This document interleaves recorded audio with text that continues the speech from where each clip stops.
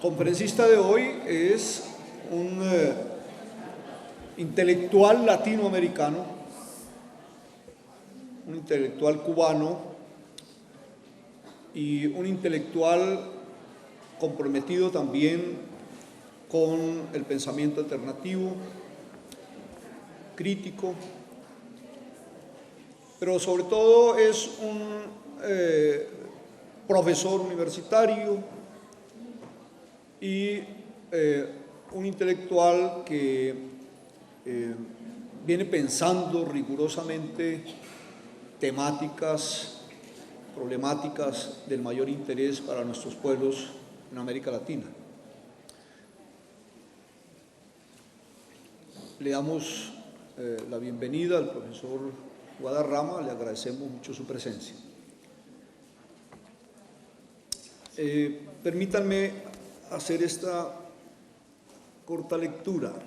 El profesor Pablo Guadarrama es académico titular de la Academia de Ciencias de Cuba, doctor en Filosofía de la Universidad de Leipzig, Alemania, doctor en Ciencias de la Academia de Ciencias de Cuba, doctor honoris causa en la Universidad de Perú, profesor titular de la Cátedra de Pensamiento Latinoamericano de la Universidad Central de las Villas, Santa Clara, Cuba, autor de varios libros sobre teoría de la cultura y el pensamiento filosófico latinoamericano, así como numerosos artículos publicados en Cuba y en otros países. Ha dirigido varios proyectos de investigación y tesis doctorales en su país y en el exterior. Ha sido ponente en múltiples congresos internacionales. Es coordinador actual, coordinador general del Proyecto Internacional de Investigación de la UNESCO, El Pensamiento Latinoamericano del Siglo XX ante la Condición Humana. Ha impartido cursos de posgrado y conferencias en varias universidades latinoamericanas, también de España, Estados Unidos, Japón, Rusia, Italia y Alemania. Ha obtenido varios premios y obtenido distinciones por su labor intelectual. Está muy próximo a salir, ahora en la Feria del Libro, el tomo 1 de Pensamiento Filosófico Latinoamericano, Humanismo, Método e Historia, por la editorial Planeta. Bueno, creo que sin más preámbulos le doy la palabra al señor decano de la Facultad de Humanidades y luego el doctor Pablo Guadarrama nos hará sus aportes. Doctor Guadarrama lo podemos tener entre nosotros. Esta idea de traer al doctor Pablo Guadarrama viene desde mediados del año pasado, por iniciativa de Oliverio en el Seminario Permanente de Trabajo Social. La universidad tiene a veces muchas dificultades para traer conferencistas internacionales, por problemas presupuestales, en fin. Por eso digo, por fin lo tenemos. Gracias, pues, a la gran gestión que hizo Oliverio y al apoyo de la Facultad de Educación y de la Facultad de Ciencias Humanas y de los directivos de la universidad. Debo destacar, pues, que esta es, digamos, una alianza entre las dos facultades, decano al que saludamos, que va a estar esta tarde en la segunda conferencia, y está con nosotros, la Facultad de Ciencias Humanas y el seminario que personifica hoy Oliverio en esta conferencia. De manera que mención especial para los tres que hemos hecho posible la traída de un conferencista brillante y valioso como es el doctor Guadarrama. Yo quisiera rápidamente expresar también cómo nace, digamos, la idea de esta charla. En el Seminario Permanente de Trabajo Social, al cual asisten todos los profesores, hemos venido estudiando diferentes autores, temas, digamos, y corrientes de pensamiento que soportan el trabajo social. Y una de nuestras preocupaciones es que cada que leemos sobre trabajo social, pues las distintas teorías, nos encontramos con que las fuentes teóricas son la sociología europea y la sociología norteamericana. Entonces, el trabajo social, que es un trabajo de las ciencias sociales aplicada directamente como miembros de personas latinoamericanas y concretamente colombianas, a veces nos cuesta dificultad comprenderlo, aguzar, digamos, la mirada para entender las características culturales y políticas de los comportamientos de los colombianos, que es, digamos, distinta de las europeas, de las norteamericanas. Eso no significa que nosotros no tengamos que formarnos en las teorías para poder construir un pensamiento que nos permita a nosotros entender mejor nuestra historia y nuestra relación. Entonces, a partir de ahí, nosotros queremos iniciar una discusión al interior del Seminario de Trabajo Social y ojalá de toda la facultad sobre, digamos, distintos pensadores sobre América Latina. No sé si el doctor Guadarrama se vaya a referir al tema, sino que yo independientemente quiero expresar que esa es una de las preocupaciones de los profesores de la facultad y concretamente de los profesores de trabajo social y en este caso del Seminario Permanente de Trabajo Social. Entonces, para nosotros es un gusto muy grande y una gran bienvenida al doctor Guadarrama, que está acostumbrado, digamos, a estos escenarios, porque ese es, digamos, su actividad. Los dejo en muy buenas manos. Buenos días, muchas gracias por la gentil presentación. Realmente nos satisface mucho volver hacia unos 20 años que no volvíamos a Armenia y realmente pues es un agrado y quiero pues expresar mi agradecimiento a los directivos de esta Universidad del Quindío y en particular al profesor Oliverio por haber sido tan vehemente en la existencia. Efectivamente, desde el año pasado estábamos tratando y siempre habían algunas complicaciones de agenda, ¿no? El tema que vamos a tratar de sintetizar en la mañana de hoy, pues referido a la evolución del pensamiento humanista en el pensamiento en su perspectiva filosófica básicamente latinoamericana, que es lo que nosotros históricamente hemos abordado, pues resume un poco algunos trabajos, libros nuestros, como ese que próximamente va a aparecer aquí en la editorial Planeta. Ya anoche se terminó la impresión, me decía el editor, y está próximo a salir, pero que ha sido publicado en otros países en 3 tomos, aquí va a salir en 2 tomos, sobre más o menos la evolución de las ideas de la filosofía política, de la filosofía social y de la filosofía de la cultura en América Latina. Nosotros partimos del presupuesto de que el pensamiento humanista no puede ser considerado un patrimonio exclusivo de la cultura occidental, como a veces nos pretenden inculcar, ¿no?, algunos profesores, o también a partir de la falsa creencia de que la filosofía es solamente un producto del mundo grecolatino. Yo recuerdo cuando yo estudiaba filosofía en la Universidad de La Habana, que mi profesor de Historia de la Filosofía, magnífico profesor, nos insistía mucho en que la filosofía había nacido en Grecia en el siglo VII, antes de nuestra era, y que el primer filósofo era Tales de Mileto, ¿no? Yo le pregunté, doctor, entonces antes de Tales de Mileto nadie hacía filosofía, nadie se preocupaba por problemas cosmológicos, axiológicos, epistemológicos, éticos, sociopolíticos. Y me dijo, no, Pablo, eso nació de ahí, ya, eso es lo que normalmente se dice, ¿no? Bueno, yo me quedé sinceramente con dudas, porque uno cuando va a la universidad lo que tiene que tratar de aprender es a dudar.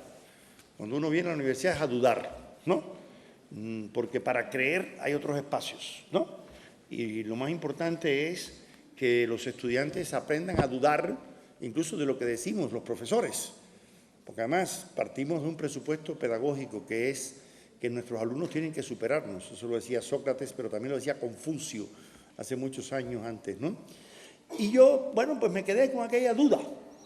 Hasta que un buen día encuentro un libro de un griego de la época de Grecia, de Diógenes Laercio, que dice vida y obra de los filósofos más ilustres. Incluso a veces lo he visto vendiéndolo en los andenes, en los libros viejos, ¿no?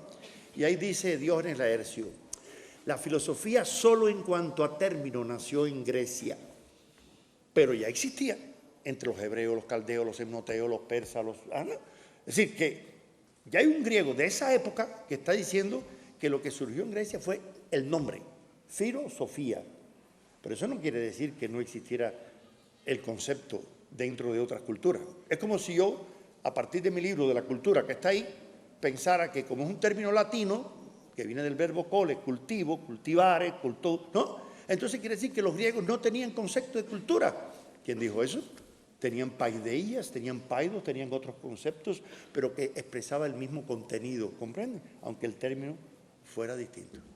Pero luego me remató Aristóteles, a quien nadie va a dudar de su autoridad intelectual, cuando dice en el libro séptimo, así abiertamente, que la filosofía y la ciencia nació en el Egipto, porque allí a los sacerdotes les era dado el don del ocio culto. Podían dedicarse en su tiempo libre a medir las crecidas del Nilo, a medir los astros, ¿no? Y allí, pues, seguro ustedes han visto la película Alexandros, ¿no? La película de Alejandro Magno, ¿la vieron? Y ustedes no recuerdan una escena cuando Alejandro se va a casar con la princesa persa y sus generales ven que él se vaya a casar con una india, sería para un español, ¿no? Una indígena, una bárbara, porque no hablaba bien el griego, ¿no? Y a Alejandro Magno le dicen, pero cuidado, recuerden que nuestro maestro Aristóteles nos dijo que esta cultura persa era más antigua que la nuestra, que la griega, y que tenemos que aprender de ella. Y por eso Aristóteles, como que no tenía internet, le dice a Alejandro, cuando te llegues por la India, me traes información sobre los meteoros, que los gimnosofistas hindúes son los más avanzados en eso. Y así fue. Y Aristóteles recibe bajo las orejas de los elefantes que Alejandro carga los manuscritos de los gimnosofistas y escribe su libro Meteoros a partir de la información que le trae Alejandro Magno. De manera que es absurdo, señores, pensar de que la filosofía es solamente un producto de los griegos. Pero yo no digo solo la filosofía, digo el concepto de democracia, cultura, de derechos humanos, de todo. Hay un artículo mío reciente publicado en internet sobre, que se llama así, derechos humanos, cultura, democracia, y me lo pregunto, ¿conquistas exclusivas de la cultura occidental? ¿Quién ha dicho eso? ¿O es que acaso en los códigos de Hammurabi, de Manú, en las tablas de Moisés, no hay también concepciones mucho antes que el mundo grecolatino? Pero como nos han acostumbrado ciertos enfoques eurocéntricos, de que todo nació en Grecia, de que todo nació en Francia, que todo nació en Alemania, y si usted no habla bien el alemán no puede saber filosofía, y lo digo porque como estudié en Alemania he tenido esas vivencias en muchos lugares. Yo siempre recuerdo con mucho agrado una experiencia anecdótica que me comentaba el gran maestro mexicano Leopoldo Sea, que este año se cumple el centenario de su nacimiento y vamos a estar en un homenaje que se le va a hacer en Cartagena, en el Congreso Latinoamericano de las Sociedades de Estudios de América Latina y el Caribe, SOLAR, ahora en septiembre. Y Sea me contaba que él, en el año 54, cuando fue la primera reunión de la UNESCO, y le pidieron a todos los países de la UNESCO que llevaran alguna expresión de su cultura para dejarlo allí en el Museo de las Culturas de la Humanidad en París, ¿no? Los mexicanos cargaron con una cabezota olmeca enorme que pesaba toneladas. No había ni aviones en México para cargarlas, tuvieron que pedir un avión gringo para que llevara aquella cabeza olmeca, que es muy grande, y dejarla ahí está todavía, por supuesto, la cabeza olmeca. Y cuando estaban en el buffet, en el brindis, Sea era el asesor del ministro de Cultura de México. Y el ministro de Cultura de Francia se le acerca a saludar y le dice al ministro de Cultura de México, ustedes los mexicanos deben estar muy orgullosos de esa cultura olmeca o del azteca en general. Igual que nosotros, los franceses, estamos orgullosos de nuestros orígenes, ¿no? De la cultura grecolatina. Sea me dice que él no se pudo aguantar y le dijo al ministro mexicano, por favor, déjeme, yo le voy a responder. Y le dijo, mire, monsieur, nosotros los mexicanos somos más orgullosos que ustedes, los franceses, y tenemos razones para ser más orgullosos que ustedes. Porque resulta que nosotros somos igual que ustedes, herederos de la cultura grecolatina. Mire, nos estamos comunicando en lenguas romance, lenguas latinas, ¿no? El español, el francés. Nuestro derecho, nuestra filosofía, nuestra religiosidad, nuestro arte, nuestra arquitectura, todo tiene un origen grecolatino, pero tenemos una ventaja sobre ustedes.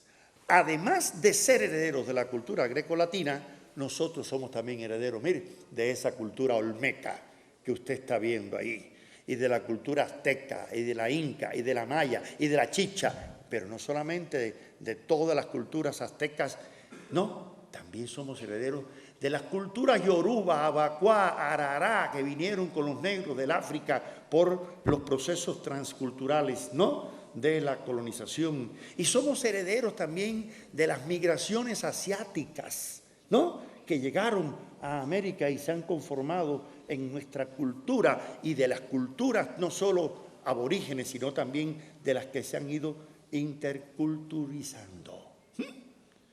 De manera que nosotros tenemos razones para ser, ¿no?, más orgullosos tal vez que algunos pueblos. Pero yo creo que el orgullo nunca es bueno. Yo creo que nosotros tenemos que sentirnos herederos de muchas culturas universales, y también la reivindicación del humanismo y del pensamiento no puede ser exclusivo ni de los europeos, ni de los que hoy nos llamamos latinoamericanos, ni de los africanos, sino de todos los pueblos, porque todos los pueblos piensan y elaboran teorías, y elaboran conceptos, y elaboran ideas respecto a la conducción humana.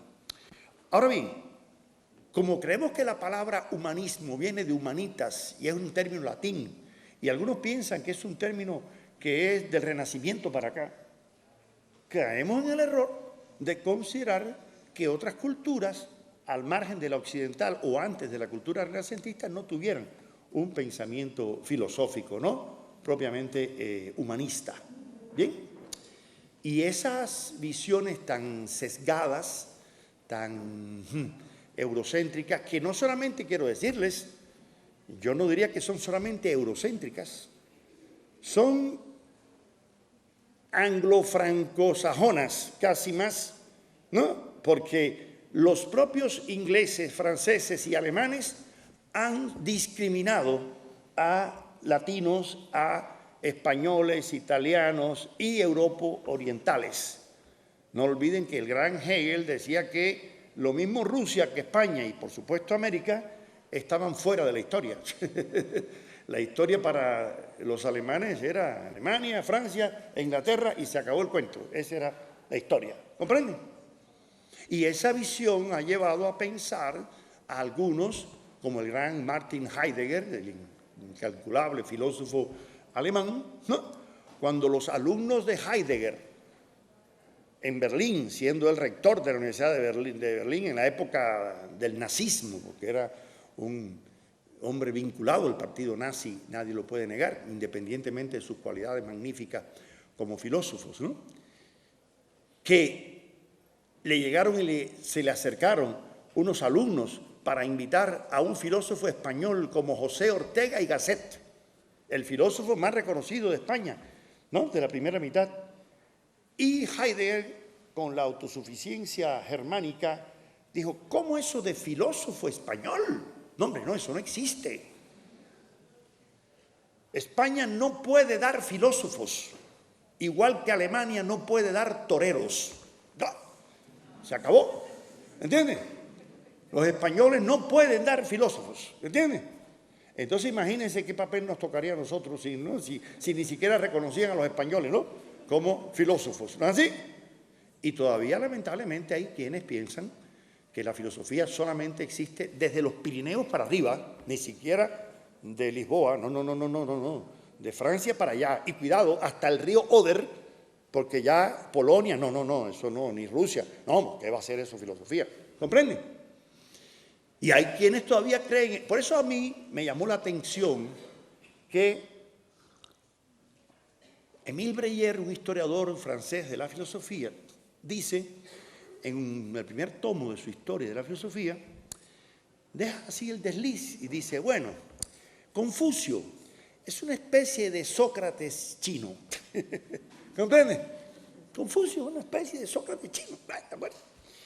Yo recuerdo la primera vez que fui a Buenos Aires, a mí me encanta ir a las librerías de libros viejos, y me metí en una librería de libros viejos y encuentro un librito del año 56 de la editorial Lautaro, que se llama Breve Historia de la Filosofía China, escrito por Ho Wai Lu. Bueno, y dije, qué interesante, ¿no? Lo compré. Y cuando en Cuba me vuelvo a revisar el libro, me encuentro que dice Ho Wai Lu, Sócrates es una especie de Confucio griego. No. Y después me di cuenta de que era un poquito de verdad, porque muchas cosas, ¿no?, que las dice Sócrates las había dicho Confucio. Yo no quiero decir que ella le haya plagiado Sócrates a Confucio, no, llegaron a concepciones, ¿no?, distintas, ¿comprenden? En este libro mío que va a salir ahora en Planeta hay un trabajo que se llama Humanismo en el Pensamiento Amerindio. Y ustedes van a ver un mito de Quetzalcóatl, uno de esos sabios aztecas de los tlamaltines, igual que los amautas incaicos, ¿no?, que le dice a sus alumnos, no actúes en exceso, mide todos tus placeres, no te excedas en el comer ni en el sexo, trata de contener tus impulsos, maneja tus voluntades, actúa de manera tal que tu acción se convierta en ejemplo para los demás. Señores, se habrá leído a Kant, Quetzalcóatl, en el siglo XIV, 3 siglos antes de Kant. No se lo había leído. Lo único que llegó a conclusiones muy similares. Tampoco había leído a Buda, pero en Buda están ideas similares, ¿no?, de esa naturaleza. Por eso yo le recomendaba al profesor Andrés un magnífico libro, mejor mucho que el mío, por supuesto, que está publicado desde el año antepasado, de un colectivo de más de 200 investigadores. Ya por naturaleza tiene que ser un libro superior, pero un libro colectivo, publicado por el Editorial Siglo XXI, que se llama El pensamiento filosófico latinoamericano. Latino entre comillas, y del Caribe. ¿Por qué latino? Porque habla de los latinos, como Gutiérrez Girardot en Alemania, ¿entiendes?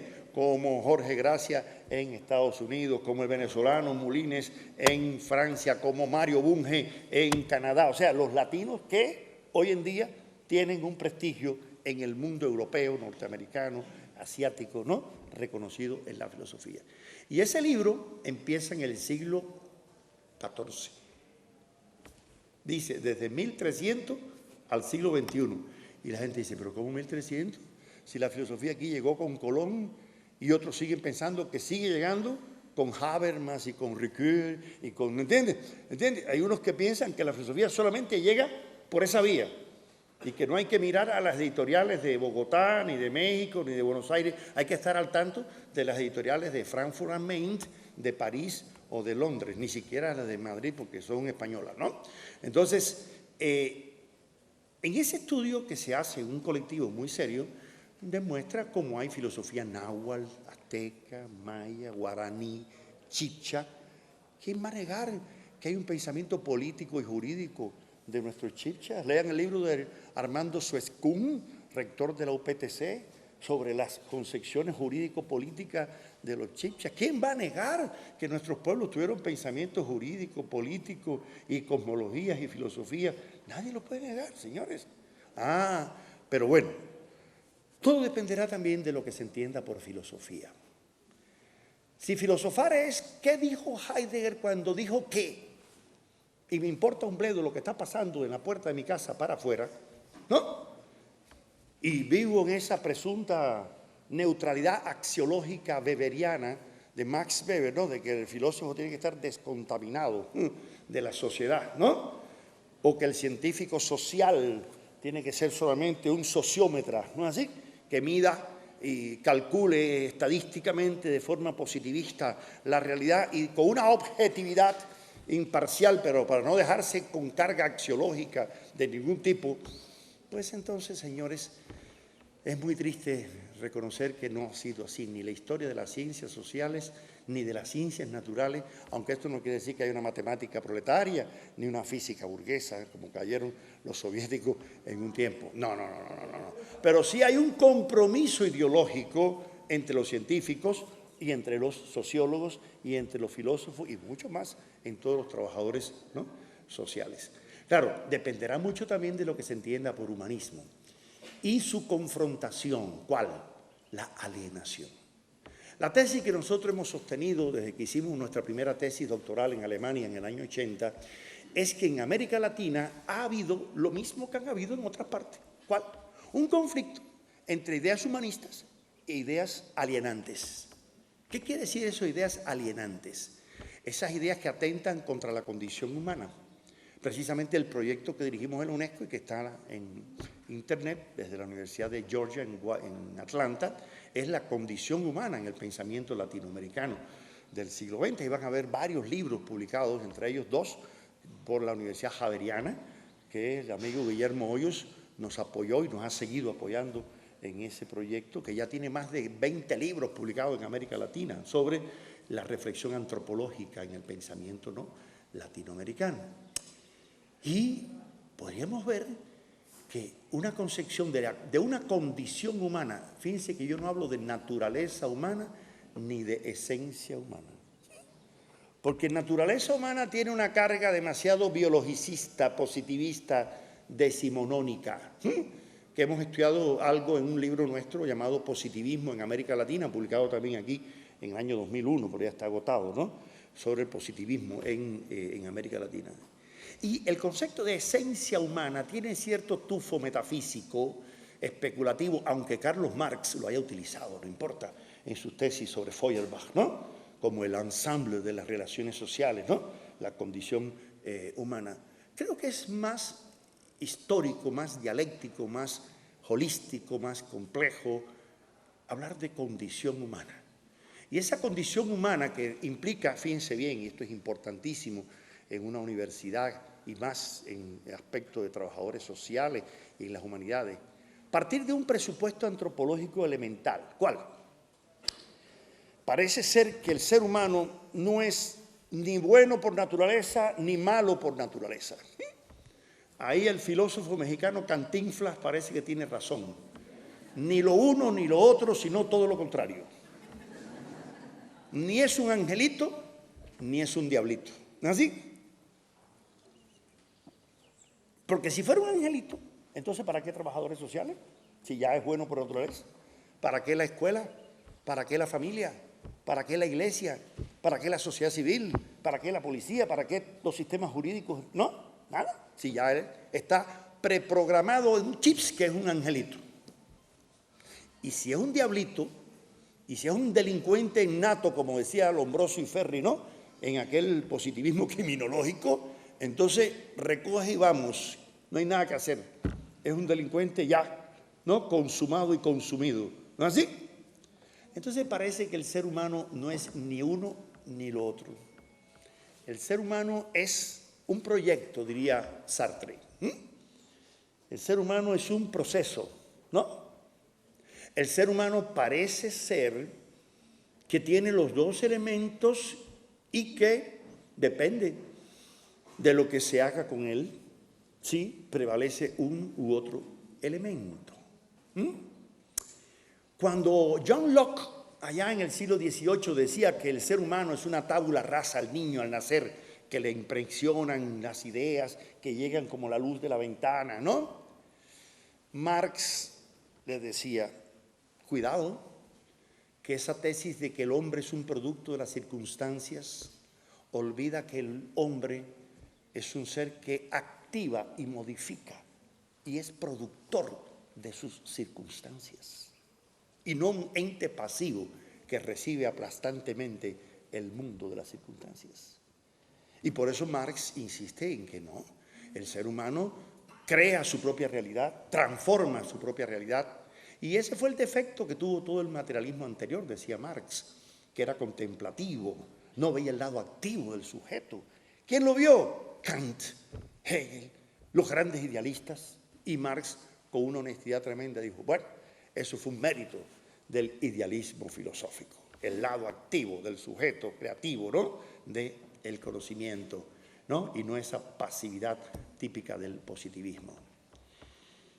El héroe nacional cubano José Martí, ese pensador que para mí no es cubano, es universal, y por eso cuando llegamos a Japón me llamó la atención que la traductora en una librería me dijo, mire, están las obras escogidas de José Martí en japonés.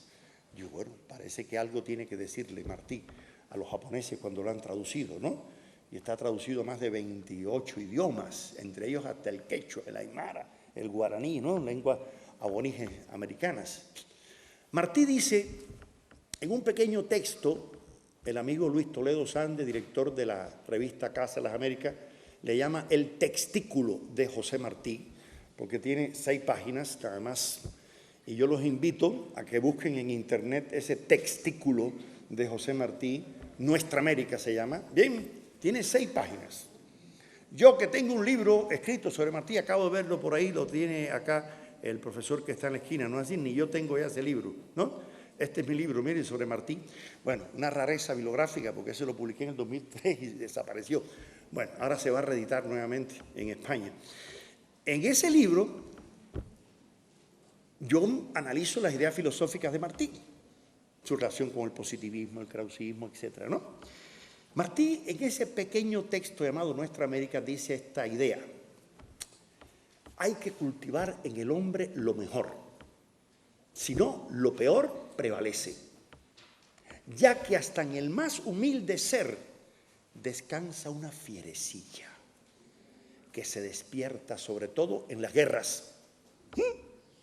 O sea, y por eso Martí dice, ser culto es el único modo de ser libre. Esa confianza que él tiene en la educación, en la cultura, ¿no?, en la conformación del ser humano parte de un presupuesto antropológico. ¿Cuál? De que el hombre ni es malo ni es bueno. Es un ser humanizable, ¿entiendes? Es un ser perfectible. Y todos los que estamos aquí no somos más que expresiones de esa perfectibilidad incesante. ¿O es que nos vamos a creer que ya somos el non plus ultra de la evolución biológica, ético, político, jurídica y social de la humanidad? No.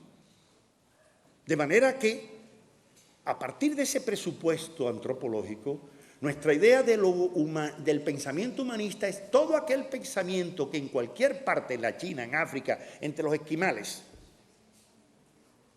Y pongo un ejemplo. Martí tiene un libro, o mejor dicho, una revista, leamos hoy, aunque después se publicó en forma de libro, que se llama La Edad de Oro. Eran revistas que él publicaba para niños en Estados Unidos. Y hay un artículo que también lo pueden encontrar en Internet. En Internet están todas las obras de Martí, libremente, La Edad de Oro. Se llama Historia de los hombres contadas por sus casas, ese artículo. Y es para niños de 7, 8, 9, 10 años. Con esa idea, Martí, ¿qué quería? Decía él, un beduino del desierto construye una tienda para protegerse de las ventiscas de la arena. Un indio en el Amazonas construye una vivienda en palafitos con una altura para que los crecidos no le lleven la casa. Un esquimal hace de hielo un iglú. Las casas son totalmente distintas, pero la inteligencia del hombre es igual en todas partes para enfrentarse a las adversidades del medio geográfico. Es decir, las obras son distintas, los productos son distintos, pero la inteligencia humana es igual. Y ese presupuesto antropológico martiano, claro, tiene una base ilustrada, una base incluso cartesiana. Renato Descartes dice, yo admiro cualidades de inteligencia en el vulgo. Y lo dice uno de los grandes filósofos y matemáticos franceses del siglo XVII. En el vulgo, quiere decir en el populacho, en la doxa, como dirían los griegos, ¿no?, en la opinión común. Yo siempre me acuerdo en el año, fue por allá por el 84, estaba en México en la finca de un amigo, recogiendo restos precolombinos de flechas de obsidiana allí, que habían muchísimas, arando con un campesino analfabeto mexicano de la zona de Purépecha. Y aquel indígena analfabeto, pero tan culto, porque se puede ser analfabeto y profundamente culto, como hay gente que son alfabetizados y son absolutamente incultos, me dijo: doctor, aquí en México todos somos iguales, pero habemos algunos más iguales que otros. ¿No? Y aquel campesino analfabeto no podía haberse leído La Granja, donde se habla de que hay animales más iguales que otros. ¿Entienden? Por su propia percepción de la realidad había llegado, ¿no?, a esa cosa. Y por eso yo lo cito al lado de Hegel, ¿no?, esa expresión de filosofía popular, como diría Antonio Gramsci.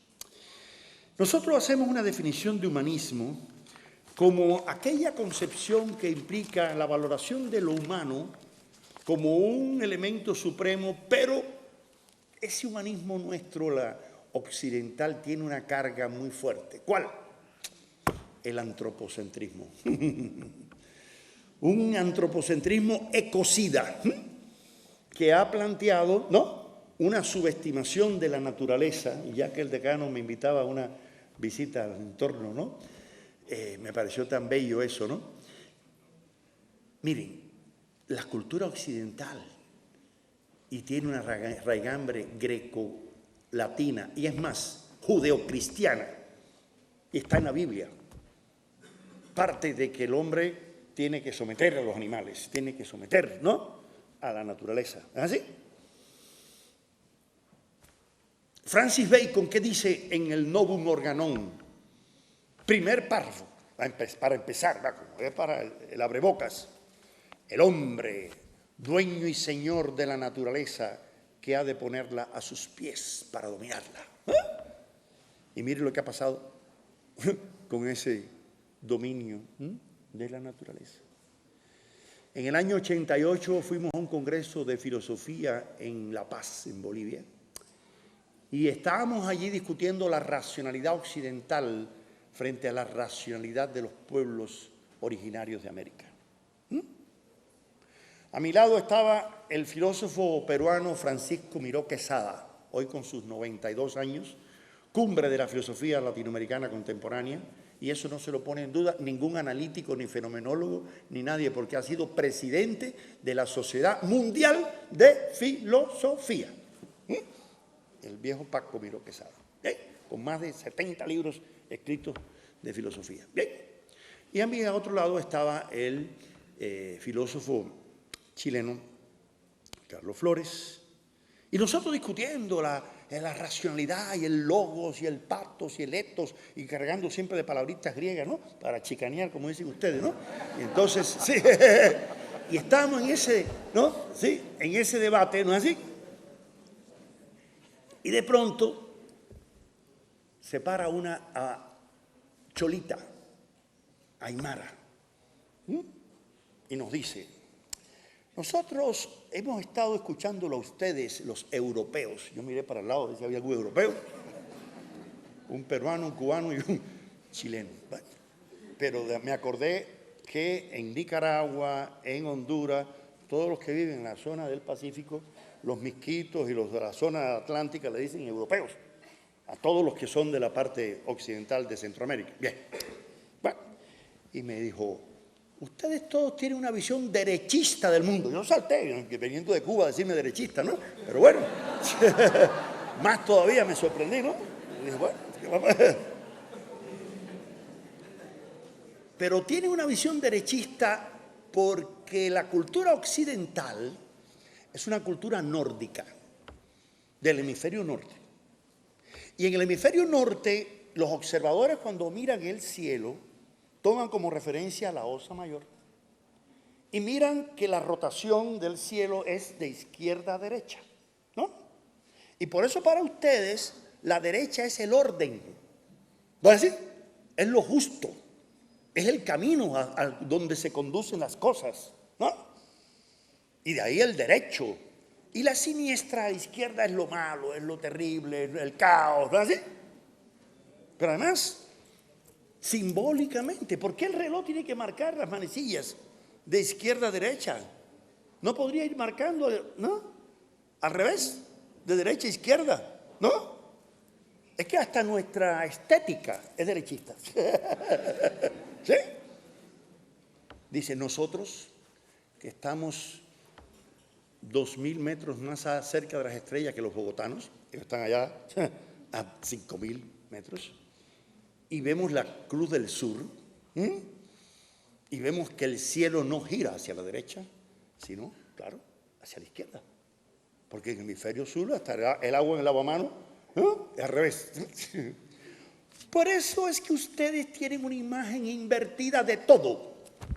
Ustedes creen que el hombre es el dueño y señor. No, señor, el hombre es el hijo de la Pachamama. Y el hijo que traiciona a la Pachamama está condenado a morir. Porque el que asesina a su madre y comete ese madricidio está condenado a morir. Nosotros cuando vamos a matar un animal, primero vemos si ha cumplido el ciclo, si se ha reproducido, ¿no? Cuando vamos a cortar un árbol, vemos, sembramos 10 más, vemos si ese árbol ya está en su plenitud, ¿no? Ustedes no. Ustedes han destrozado el Amazonas y ahora andan corriendo. Se estaba convocando la cumbre de Río de Janeiro en 1991, ¿no? A ver si salvan al planeta Tierra. No, ya es tarde. Ya es tarde.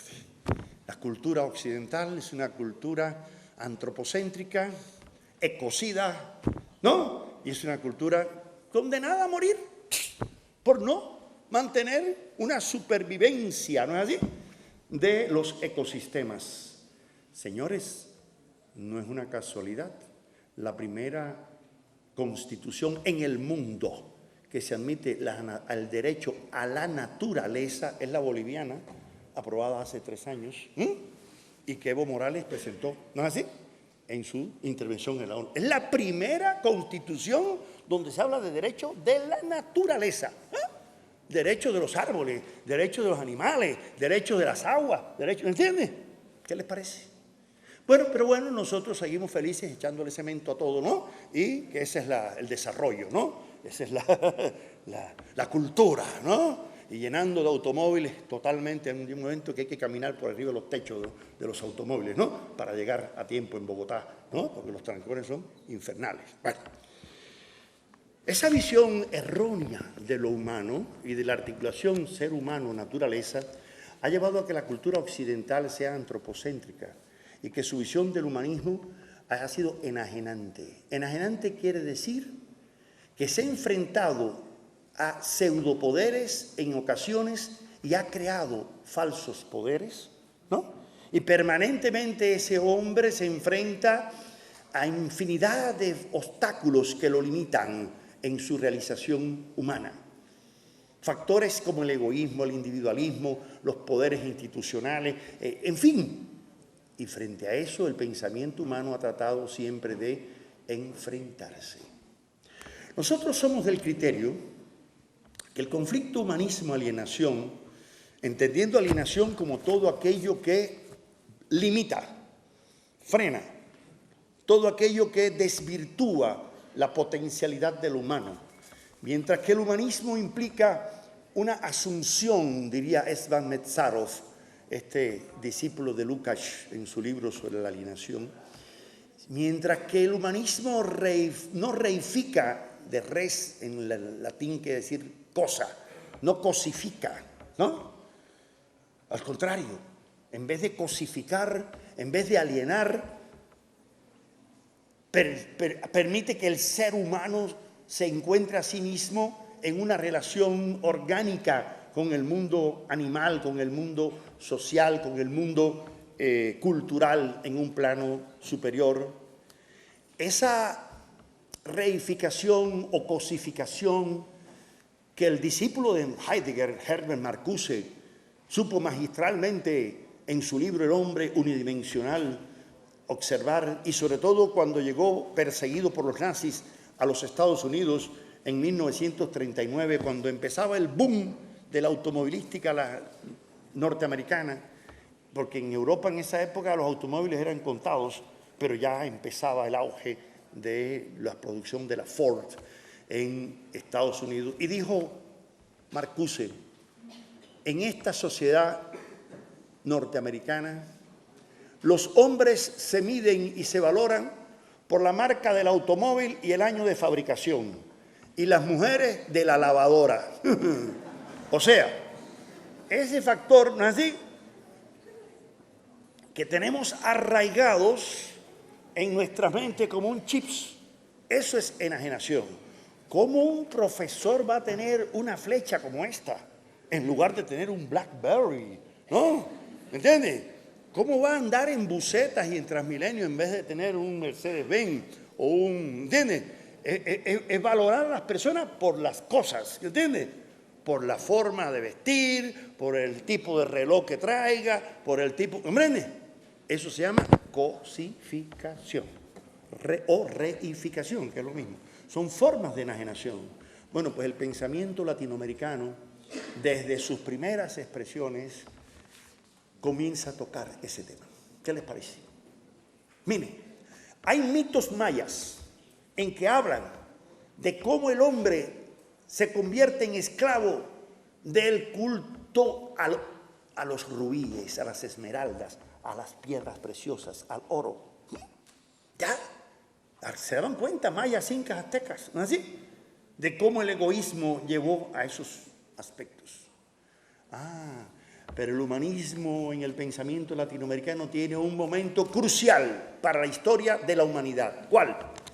Ese encontronazo o tropezón que se produjo entre Europa y América. Yo no digo descubrimiento, porque no nos descubrieron, nos encubrieron. Y ahí coincido con un amigo Enrique Dussel. América fue encubierta, pero no creen que fue solamente América. No, señores. Miren, los portugueses cuando llegaron a Tumbuctú, en el reino de Mali, y se encontraron que los negros aquellos tenían hasta universidades, hasta centros de educación superior, ¿qué hicieron? Destruyeron la ciudad completa para esclavizar a los negros del África subsahariana. ¿Qué hicieron los Boers en lo que es hoy Namibia y Sudáfrica? Destruyeron las ciudades completas de aquellas culturas bosquimanas y aquellas, ¿no así? ¿Qué hicieron los ingleses en Ceilán, en la India, en Indochina? Destruyeron todos los templos aquellos, ¿no? Que hoy los vemos en ruinas, ¿no? Arruinados. Pero ¿qué hicieron hoy? Que uno llega a Puebla y se sienta en el parque de Puebla y mira a la ermita de Cholula como si estuviera mirando la de Monserrate, ¿no? Y dice, oye, mira qué iglesia allá encima de la montaña. ¿Montaña? No, señor, eso no es una montaña. Es una pirámide llena de tierra, de abajo arriba, como hay infinidad de pirámides cubiertas de tierra por los españoles. Usted llega al Zócalo de la Catedral de México y al lado van a ver cómo ya han ido quitando cada vez más adoquines y ahí está el templo mayor de los aztecas. ¿Comprende? Porque tenían necesidad de cubrir los valores de aquellas culturas.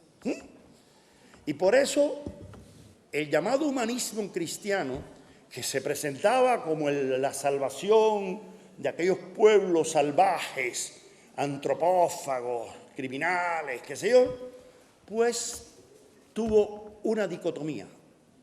Por un lado, hubo sacerdotes honestos, cristianos honestos, que vinieron con la labor evangelizadora y se dieron cuenta de que había encomenderos, de que había funcionarios corruptos que acababan con los indígenas y por eso se enfrentaron a los poderes coloniales como Fray Antón de Montesinos o Bartolomé de las Casas.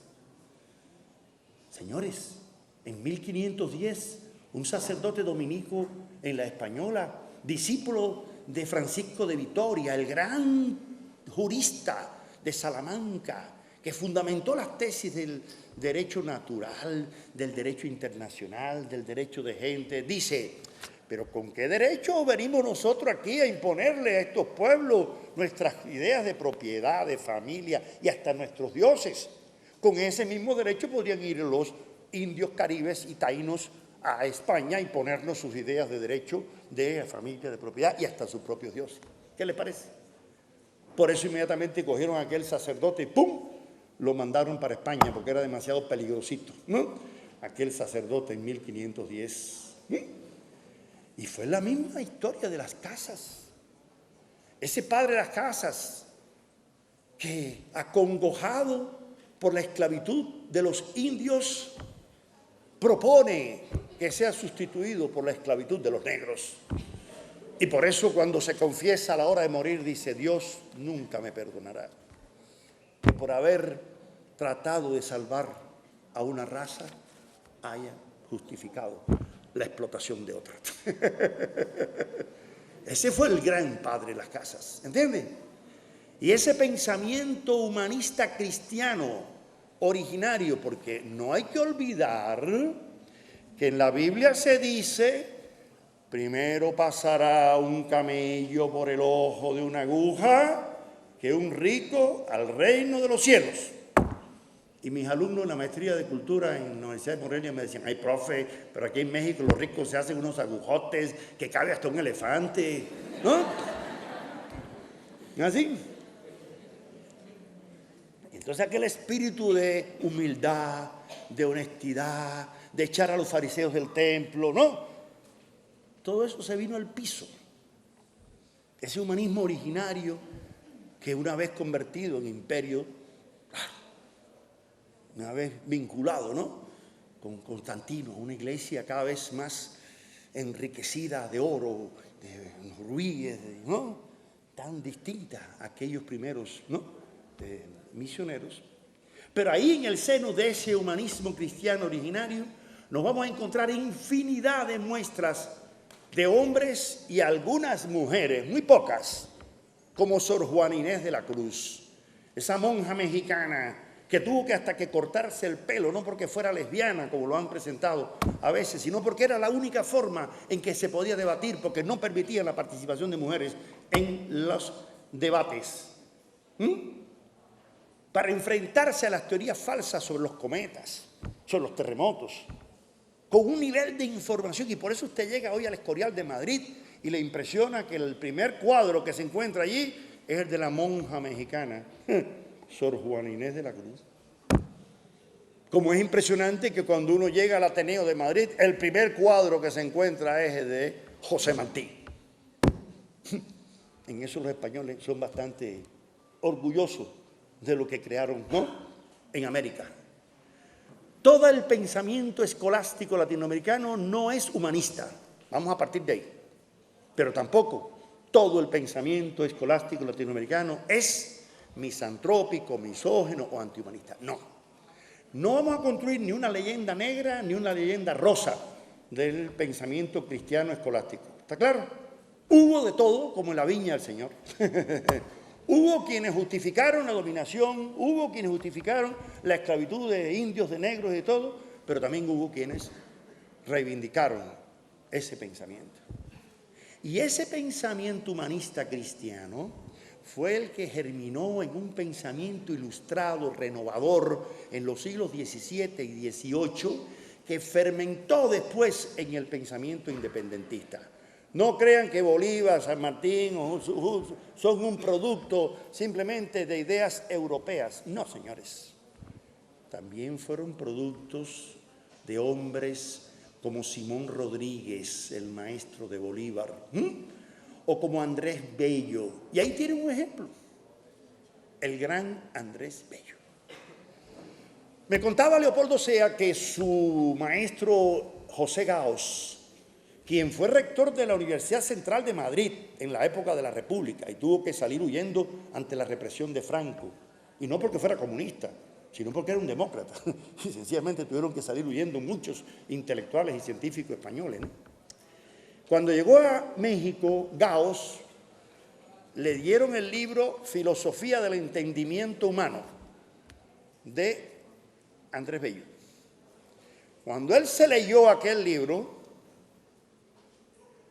Andrés Bello, el maestro de Bolívar, que había vivido 19 años y medio en Inglaterra, le faltó medio año para vivir, y que Bolívar, estando aquí, lo manda a buscar para que fuera ministro de Educación de la Gran Colombia. Qué lástima que no había internet. Le llegó tarde la carta, estaba ya en un barco llegando a Chile, porque los chilenos inteligentemente sí sabían quién era Andrés Bello. Y usted llega hoy a la avenida Bello en Santiago Y lo primero que se va a impresionar es porque una estatua tan grande como yo no he visto en América, una estatua a ningún pensador, ni siquiera de Bolívar, tan grande como la que hay a la entrada de la puerta de la Universidad de Chile, en Santiago de Chile, en bronce, sentado allí, el rector perennis, quiere decir eterno, de la Universidad Chilena, Andrés Bello. Pero no es suficiente. Entra usted al Paraninfo, abre la puerta y se va a encontrar otra estatua más grande todavía, dorada, como un gran Buda, de Andrés Bello. Y esa figura colosal no es por gusto, es que José Gaos, cuando leyó la filosofía del entendimiento humano, dijo, pero qué lástima que este hombre haya nacido en Caracas, señores. Si en vez de haber nacido en Caracas, hubiera nacido en Manchester, en Liverpool, en una aldeíta cualquiera de Inglaterra, su nombre estaría al lado de John Locke, George Berkeley o David Hume. Pero se jodió, venezolano. No puede estar entre los clásicos del humanismo empirista, universal.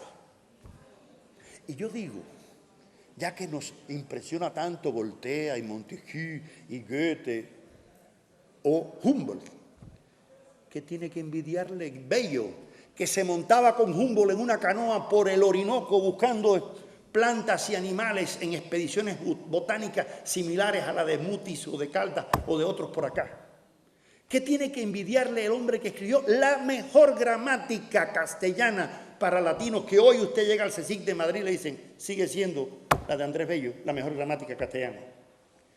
Y aquí tiene que haber abogados.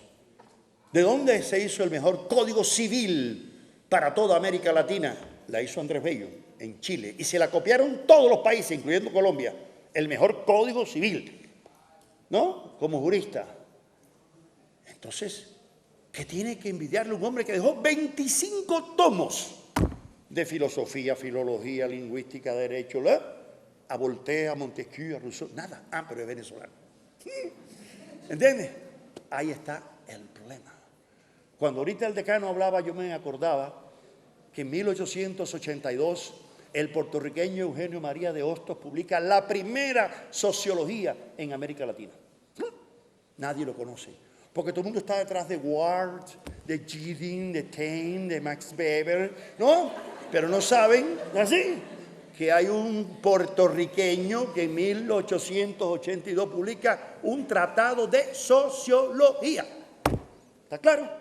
Como hay un cubano, como Enrique José Varona, que publica un tratado de psicología, cuando ni siquiera existía Freud, cuando Wundt y Le Bon y tal. Es más, Le Bon tradujo a Varona al francés. Que un francés haya traducido a un cubano costeño, ¿no?, al francés para utilizarlo en Francia hasta los años 30. Eso es sospechoso, ¿no? ¿No es así? Sí, claro.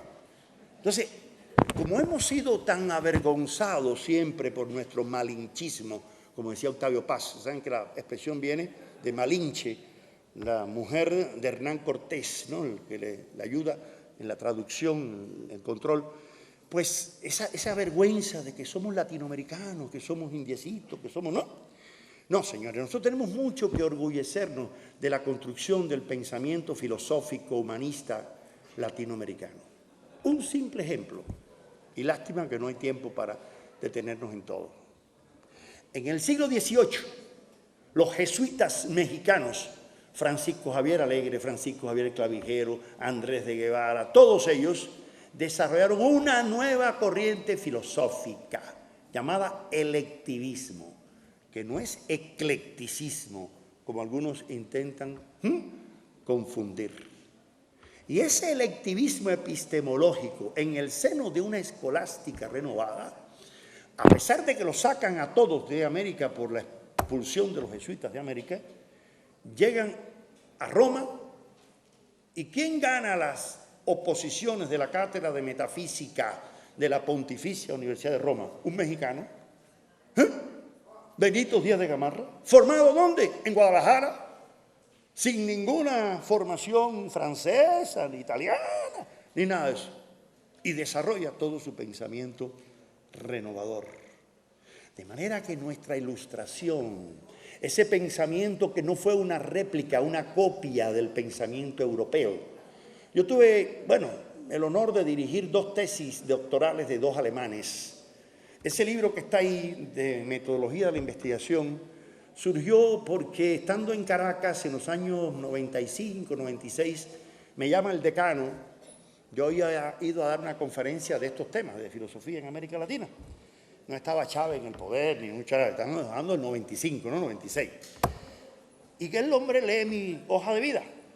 Y aparecía que yo había dirigido 2 tesis de 2 alemanes. Y dice, ¿cómo es eso? ¿Usted dirigió 2 alemanes? Sí, ¿por qué? ¿Por qué? Que normalmente no es así, normalmente es al revés, ¿no? Digo, no, sí, inicialmente fue al revés. A mí me dirigieron también alemanes al principio, ¿no? Pero estos 2 alemanes, uno hizo una tesis sobre la ilustración latinoamericana, Birgit Geistenberg, y el otro sobre el pensamiento del peruano Alejandro Deusto, actualmente el vicerrector académico de la Universidad de Rostock, Ulrich Vetter. Y bueno, a mí el tribunal alemán me propuso que yo fuera el director de tesis.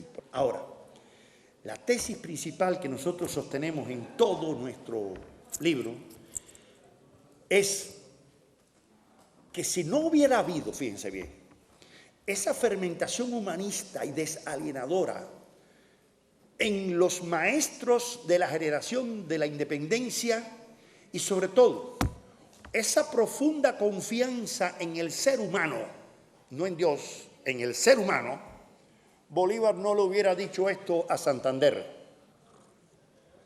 Cuando se vuelven a encontrar y le repiten Bolívar una idea que había plasmado ya en su carta de Jamaica de 1815. Dice Bolívar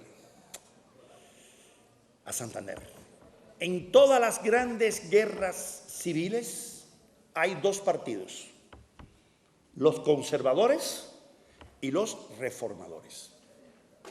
Los primeros abundan más, porque es más fácil atenerse a las voluntades y potestades establecidas. Claro, epistemológicamente es más fácil ser conservador que reformador. ¿Por qué? Porque el conservador no tiene que crear nada nuevo en su mente para llevarlo a la realidad, lo que tiene es que reproducir lo mismo que existe, ¿no es así? Y que se mantenga todo igualito, tal y como está, ¿no es así? Yo cada vez que en Semana Santa voy al Peñón, a la finca de ahí de un amigo que tiene una piscina en la casa y estamos tomando whisky siempre ahí en la piscina, yo digo, si yo tuviera esto, yo sería tan conservador como tú. Pero bueno, yo sé, ¿quién no va a querer conservar? ¿No? Claro. Y le sigue diciendo Bolívar, los últimos, o sea, los reformadores, somos minorías, pero más vehementes e ilustradas. Claro que tiene que ser primero más ilustrada, porque va a crear algo que no existe, tiene que concebirlo primero en la mente antes que realizarlo, ¿no es así? Y además, más vehementes. ¿Por qué hizo esa campaña admirable? ¿No? ¿Por qué le cerraban por aquí, por Monpó y saltaba por Canel? Si no hubiéramos tenido esos locos vehementes, ahí estaría en la 4ª con 12 frente a Luis Ángel Arango un virrey todavía sentado, ¿no es así? De España. Ah, pero esos eran los locos de aquella época, los vehementes. Y le termina diciendo Bolívar a Santander, yo diré a usted lo que puede hacer expulsar a los españoles de estas tierras. Será la unión, mas esa unión no nos vendrá por prodigios divinos, sino por esfuerzos unidos y bien dirigidos. Y Bolívar no era ateo, Bolívar lo que era deísta, que no es lo mismo que ser teísta. Y por eso es importante explicar algunas cositas filosóficamente. No es lo mismo el teísmo que viene de teos, de que Dios interviene hasta que yo me tome esta agua o no me la tome, ¿no? Al deísmo de Deus, de que Dios crea el mundo y después los hombres son los que hacen la historia. ¿Entienden? Por lo tanto, la visión bolivariana es deísta. Y es la voluntad del hombre. Y por eso cuando en un Jueves Santo, un terremoto en 1816 le destruye el ejército en Caracas, ¿qué dice Bolívar? Si la naturaleza se opone a nuestros designios, lucharemos contra ella. y la doblegaremos. Claro, detrás de eso está también el antropocentrismo. No olviden que Bolívar se ha formado en Francia, en España, ¿no es así? Pero esa voluntad, esa vehemencia. Ahora, si no hubiera habido esa condición humana que pensó Bolívar, y le voy a decir una idea. Nuestro José Martí, y cuando digo nuestro lo digo como cubano, digo como latinoamericano, como ser universal, tomó dos ideas importantes de Bolívar. Y una tiene una dimensión antropológica, humanista, muy clara. ¿Cuál? Bolívar decía, y Martí reprodujo, las revoluciones no triunfan y los pueblos no avanzan con los hombres como deberían ser, sino como son o contra ellos. Esa es la visión histórico-realista de Bolívar, ¿comprende? Y eso fue lo que inspiró a Martí a luchar por la independencia de Cuba y Puerto Rico mucho después. Y hay una segunda idea importantísima. Y Bolívar lo dice muy tempranamente, antes del Congreso fracasado anfitriónico de Panamá. Los Estados Unidos de América parecen destinados por la providencia a plagar de miserias, ¿no?, a los pueblos de América del Sur en nombre de la libertad. Y ya no es solamente América, ahora es Irak, es Libia, es, ¿no?, Afganistán, etcétera, etcétera. Bien. Y Martí retoma esa idea. La época de Martí y la época de los otros pensadores humanistas, como los que hablé ahorita, Hostos, o como el chileno Francisco Bilbao, que habla del evangelio americano, como José María Samper, como Rafael Camacho Roldán aquí en Colombia, como José María Torres Caicedo, el que inventa por una parte el término de Latinoamérica, que ya había sido inventado por el chileno, y por eso está la bronca de quien lo dijo primero. Y yo siempre digo que es una bronca inútil, eso de quién dijo primero. Metodológicamente en este libro y en otros yo insisto en que más importante que la originalidad es la autenticidad. Y por eso uno de mis libros se llama así, La autenticidad del pensamiento latinoamericano. ¿Por qué? Y ahí de nuevo la sabiduría popular mexicana tiene mucho que decir. No hay que llegar primero, sino que hay que saber llegar. ¿No es así? Más importante es ¿quién? ¿El primer novio o el papá del bebé? ¿No? El que... ¿No es así? El que trasciende, ¿no? El que deja huella. ¿Eh? Yo estoy seguro que ante esta pregunta hay una respuesta.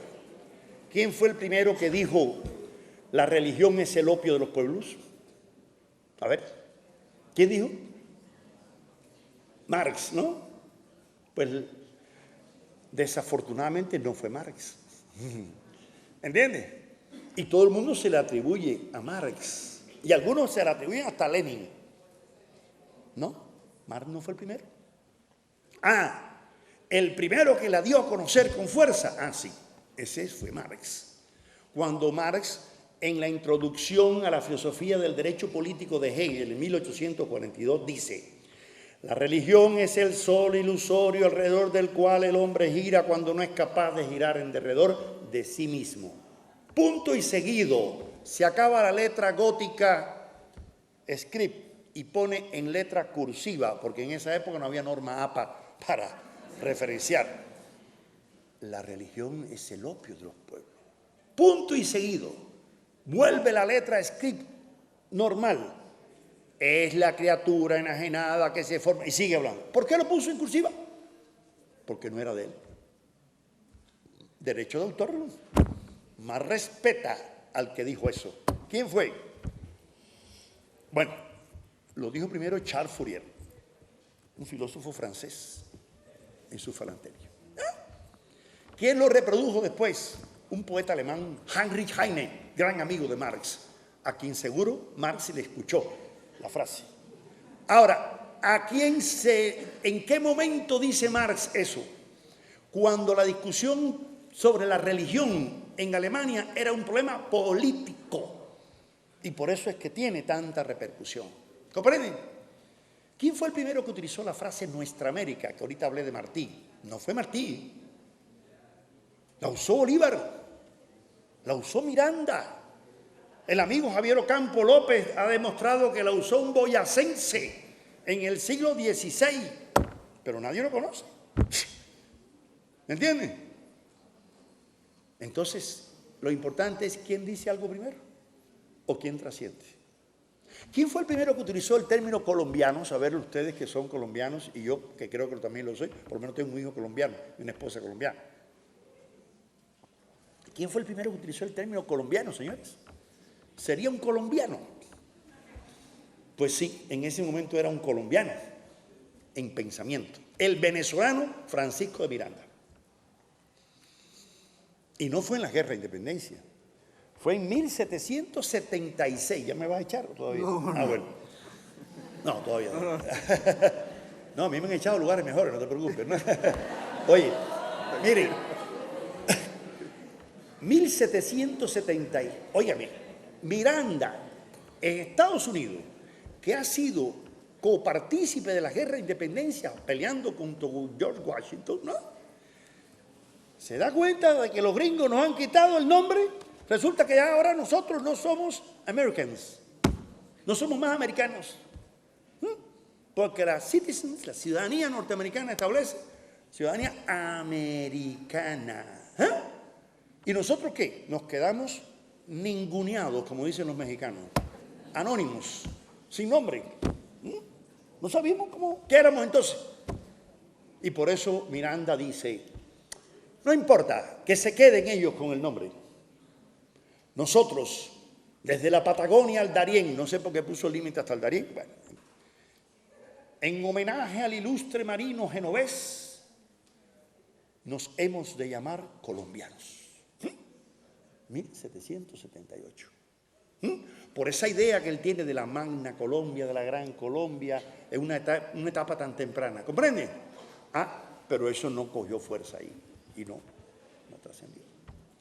Ahora, el pensamiento humanista latinoamericano no cabe la menor duda que alcanza su cristalización sublime en el pensamiento ilustrado, filosófico, de innumerables personalidades que desde la Patagonia hasta México va a encontrar figuras que defienden, por un lado, el sensualismo, o el empirismo, o el racionalismo. Hubo filósofos como Alfonso Briceño que formulan ideas existencialistas, señores, en Chile, en el siglo XVIII, mucho antes que Kierkegaard, mucho antes que Sartre o Heidegger. No, pero nadie le reconoce al chileno Briceño. ¿Comprenden? Hubo reflexiones epistemológicas nominalistas con independencia de muchas ideas que venían de Europa.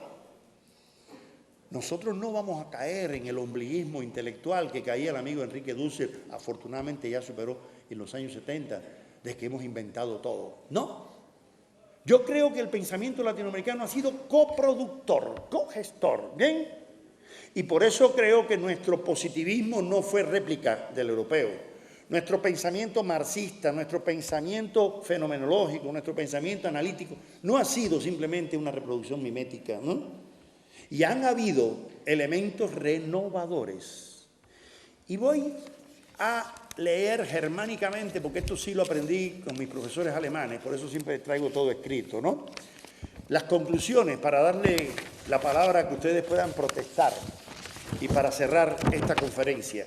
¿Cuáles son, a mi juicio, las características fundamentales del pensamiento humanista y desalienador en el pensamiento latinoamericano? No solo de corrientes novedosas como una filosofía de la liberación, o una teología de la liberación, o una teoría de la dependencia en el plano sociológico y económico, sino en el plano específicamente filosófico, en el plano específicamente ético y jurídico. Primero, sostenemos que las ideas humanistas en América Latina, aun cuando se han desarrollado en el seno de una intelectualidad orgánica, diría Gramsci, sí, comprometida con su época y su entorno, no ha sido el producto de una autopoiesis abstracta, o sea, de una autocreación metafísica abstracta, no.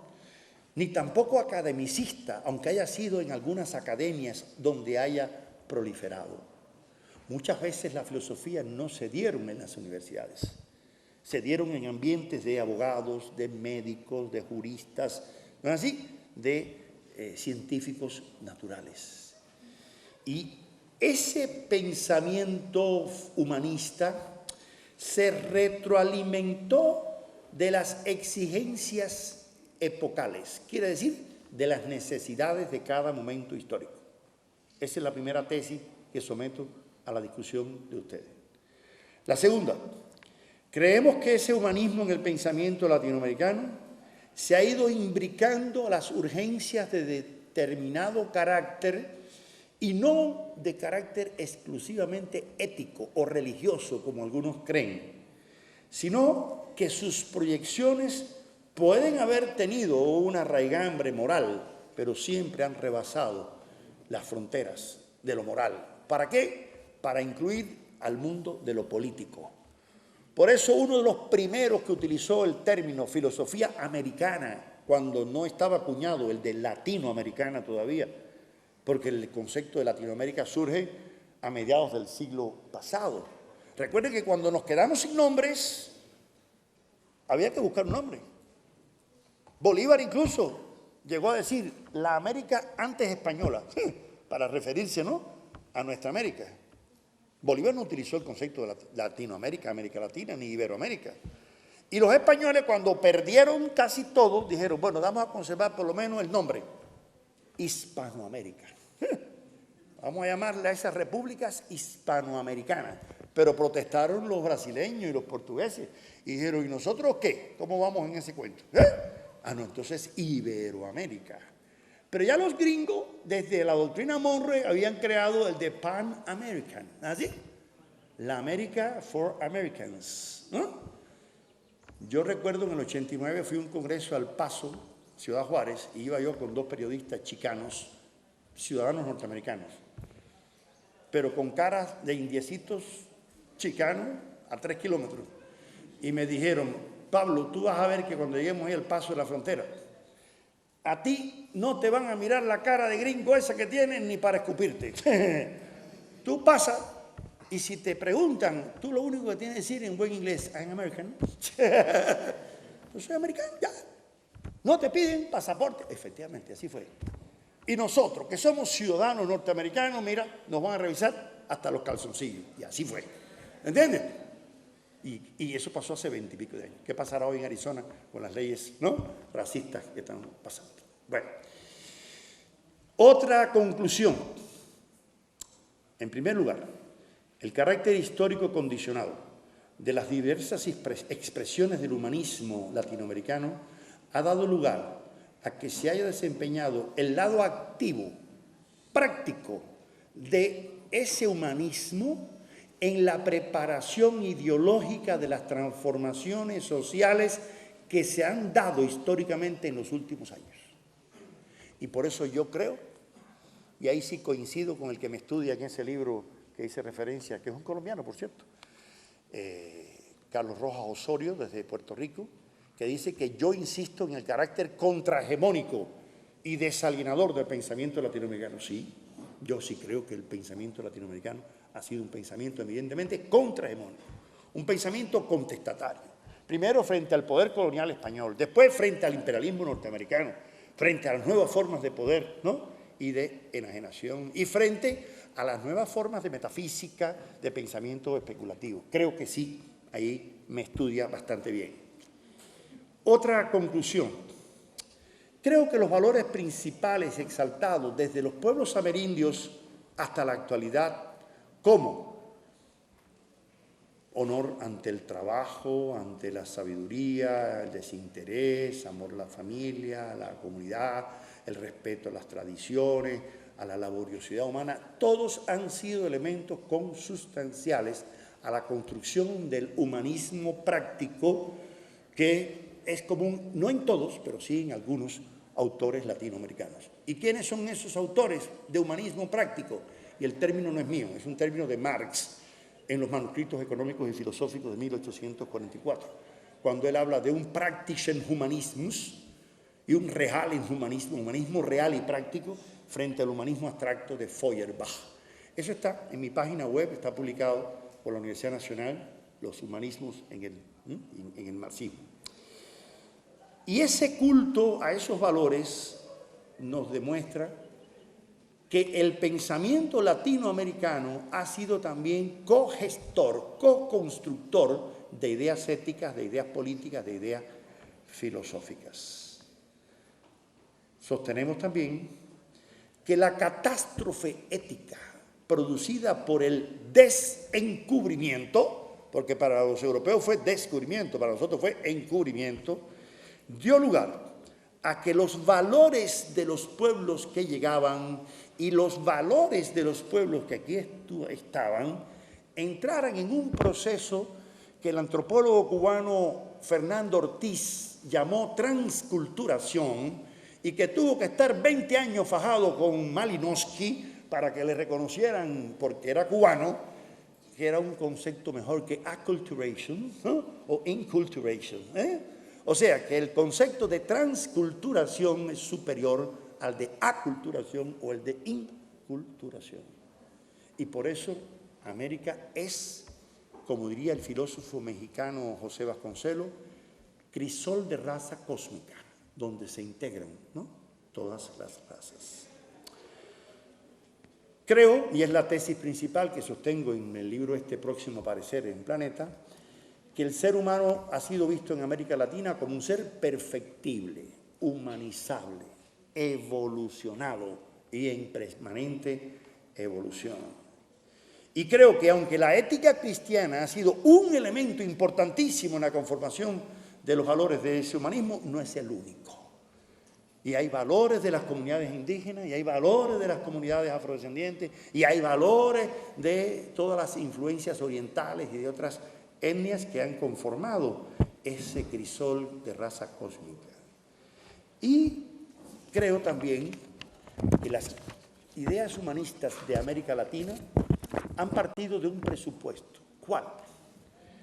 Que los errores humanos, como son producto de un ser humano perfectible, pues pueden ser enriquecidos y pueden ser renovados y pueden ser perfeccionados. Es decir, que no estamos fatalmente condenados a ser indiecitos, cholitos, criollitos, guajiritos, campesinitos, ¿no?, como a veces nos quieren ver.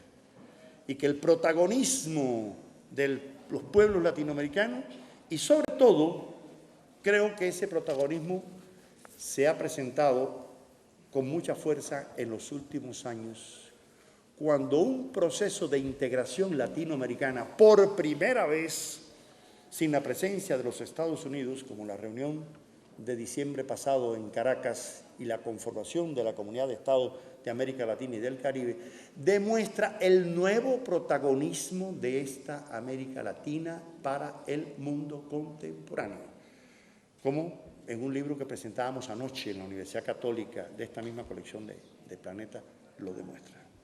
De manera que, para cerrar, hay un elemento utópico. ¿Qué quiere decir utópico? Bueno, que no ha existido en ninguna parte, como el término utopía, creado por Tomás Moro. Pero ¿y de dónde creó Tomás Moro ese término? Parece que una vez en alguna taberna londinense oyó a un marinero llamado Rafael, y así lo cuenta el libro Utopía, que venía de una isla del Caribe donde no había propiedad privada, donde los hombres compartían los bienes, donde se vivía una sociedad menos mercantilizada, y esa isla parece que tiene las dimensiones de la isla de Cuba. Parece que eso es utópico a los cubanos, de que podemos vivir en una sociedad más humana. Nos viene desde hace 5 siglos, ¿no es así? O yo diría más cristiana. No es casualidad que los 2 papas últimos nos han visitado, ¿no es así? Parece que hay algo de humanismo cristiano, ¿no?, que encuentra en una sociedad donde los niños no se mueren de hambre, ni un enfermo en las puertas de un hospital por no tener, ¿no?, con qué pagar la pensión de salud.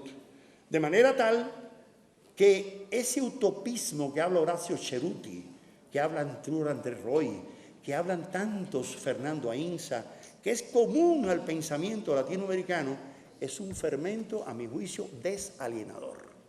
Y es una expresión del humanismo latinoamericano más concreto y más real. Bueno, muchas gracias.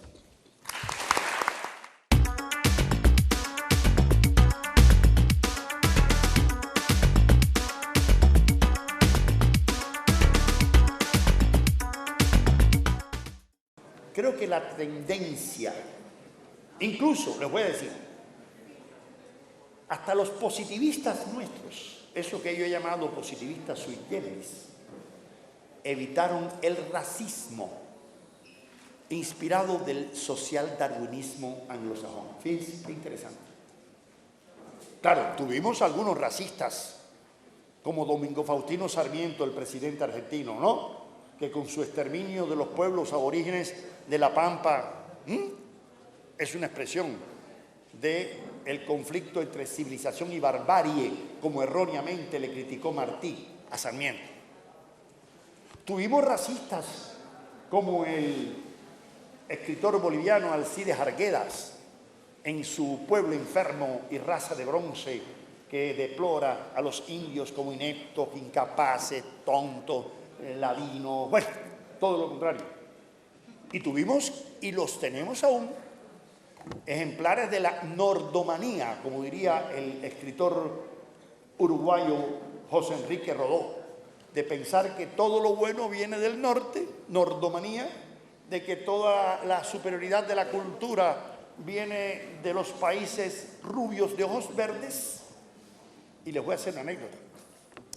Cuando yo estudiaba filosofía en Alemania, teníamos un magnífico profesor de historia antigua que nos llevaba mucho a ver películas para ambientarnos. Cuando estábamos estudiando Roma y el Imperio Romano, ¿no? Nos llevó a ver la película Espartaco. Yo no sé si ustedes han visto esa película norteamericana de los años 50, ¿no es así? En que el protagonista de Espartaco es Kirk Douglas, un rubio, un gringo, ¿no? Blanco, de ojos verdes, ¿no es así? Ahí trabaja Tony Curtis también y otros artistas, ¿no? Famosos norteamericanos, uno de los clásicos del cine de la época de oro del cine de Hollywood. Si recuerdan esa película, hay un solo negro esclavo, un etíope con un tridente que lucha y lógicamente matan al negro, porque es una película norteamericana, ¿no? ¿Bien? Bueno, pues, un amigo mío alemán al lado me dice, oye, Paulchen, porque a mí me decían en Alemania Pablito, los alemanes. Oye, esa película está equivocada. Digo, ¿por qué, Wolfgang? Pero tú no has visto que ahí todos los esclavos son rubios. Digo, ¿y qué? Tú eres tan estúpido y tan ignorante que no te das cuenta que en la época del Imperio Romano ustedes, los alemanes, eran los esclavos. ¿Tú no sabías que ustedes eran los esclavos? Ustedes eran los bárbaros en esa época, mi hermano. Los godos, los germanos, los ostrogodos, los vándalos, los visigodos, ¿no es así? Los francos eran los esclavos. Y nosotros, cuando yo tenía un pelo negro, que era una maravilla, ¿no? Los trigueños, los latinos, los del Lacio, vivíamos y nos bañábamos en leche de cabra, en tinas de mármol de Carrara. Y ustedes no se bañaban igual que ahora. Porque los alemanes no se bañan los sábados nada más, ¿no? Bueno. Y teníamos prostíbulos como los de Pompeya, que usted se impresiona cuando ve aquellos cuadros eróticos mejor que los burdeles de la 13 con 24 en Bogotá, ¿no? Cosa esa impresionante, ¿no? Y vivíamos en un mundo de un lujo y de un placer y de perfumes, ¿no así? Porque éramos los pueblos dominantes. ¿O qué tú crees? ¿Que siempre han sido rubios de ojos verdes los que han dominado la historia de la humanidad y cuesta un trabajo que una negra salga Miss Universo? Porque para ser bella tiene que ser Brigitte Bardot o Marilyn Monroe, ¿no así? Usted llegaba ante a Bolivia y encendía el televisor y parecía que estaba en Suecia. No aparecía una cholita nunca en la televisión. Todas eran monas, como dicen ustedes, ¿no? Anunciando cervezas, pero no había una chola, una india. Hoy no, hoy Bolivia tiene otra imagen de sus propias, ¿no? Mujeres. Pero es que esa es la visión. Ahora, yo sí creo, Oliverio, que hay una cuestión. Yo creo que el pensamiento latinoamericano humanista hoy en día se caracteriza. Puede haber alguna interculturalidad, como diría el amigo Raúl Fornés Betancourt. Pero a mí me parece que más que lo que hay es transculturalidad, utilizando el término de Fernando Ortiz. ¿Por qué? Porque yo me siento a veces aquí como si estuviera en mi propia tierra. Y ustedes cuando van a la mía se sienten igual. ¿No es así? Hay más elementos que nos unen que los diferencia. Y yo creo que la construcción de lo latinoamericano es un proceso de transculturación más que de inter. Y eso lo digo epistemológicamente también, y por eso en mi libro, epistemológicamente defiendo más la investigación transdisciplinar que la inter o multidisciplinar. Porque hay que romper con las disciplinas que nos han ido sesgando una mentalidad. Yo espero, lo que pasa es que ninguno de los que estamos aquí lo vamos a ver, que en el siglo XXIX los estudiantes entren a la universidad no a estudiar una carrera, ni un programa, ni una disciplina. Entren a estudiar un problema. Y lo hagan desde distintas disciplinas en equipo y no individualmente. Y las notas sean colectivas para los equipos que las calificaciones. Pero bueno, o sea que creo que aquella utopía de Marx de que en el futuro habrá una sola ciencia, la ciencia del hombre, se va a realizar. Eso estoy convencido de que será así. De la misma forma que creo que la interculturalidad quedará superada por la transculturalidad y no solamente latinoamericana. Y ahí creo que Kant tendría un poquito de razón. Aspiramos al Weltbürger, al ciudadano del mundo. Y hoy la globalización, que es el tema que voy a tocar esta tarde, ha tratado en ocasiones de clonarnos culturalmente, pero hoy en día hay que ver la globalización en un plano distinto, como una posibilidad también de realización de esa transculturalidad. La pregunta es si los analíticos y positivistas sostienen que en América Latina tenemos pensadores y no tenemos filósofos, ¿no? ¿Cuál es la diferencia? Bueno, yo creo que sí hay diferencia entre ser pensador y ser filósofo, primero. Porque yo creo que el pensamiento incluye toda actividad de la capacidad intelectiva, de una reflexión sobre la realidad y sobre el hombre mismo, que no necesariamente tiene que tener una serie de requisitos epistémicos, metodológicos, ¿no?, que son inherentes al saber filosófico.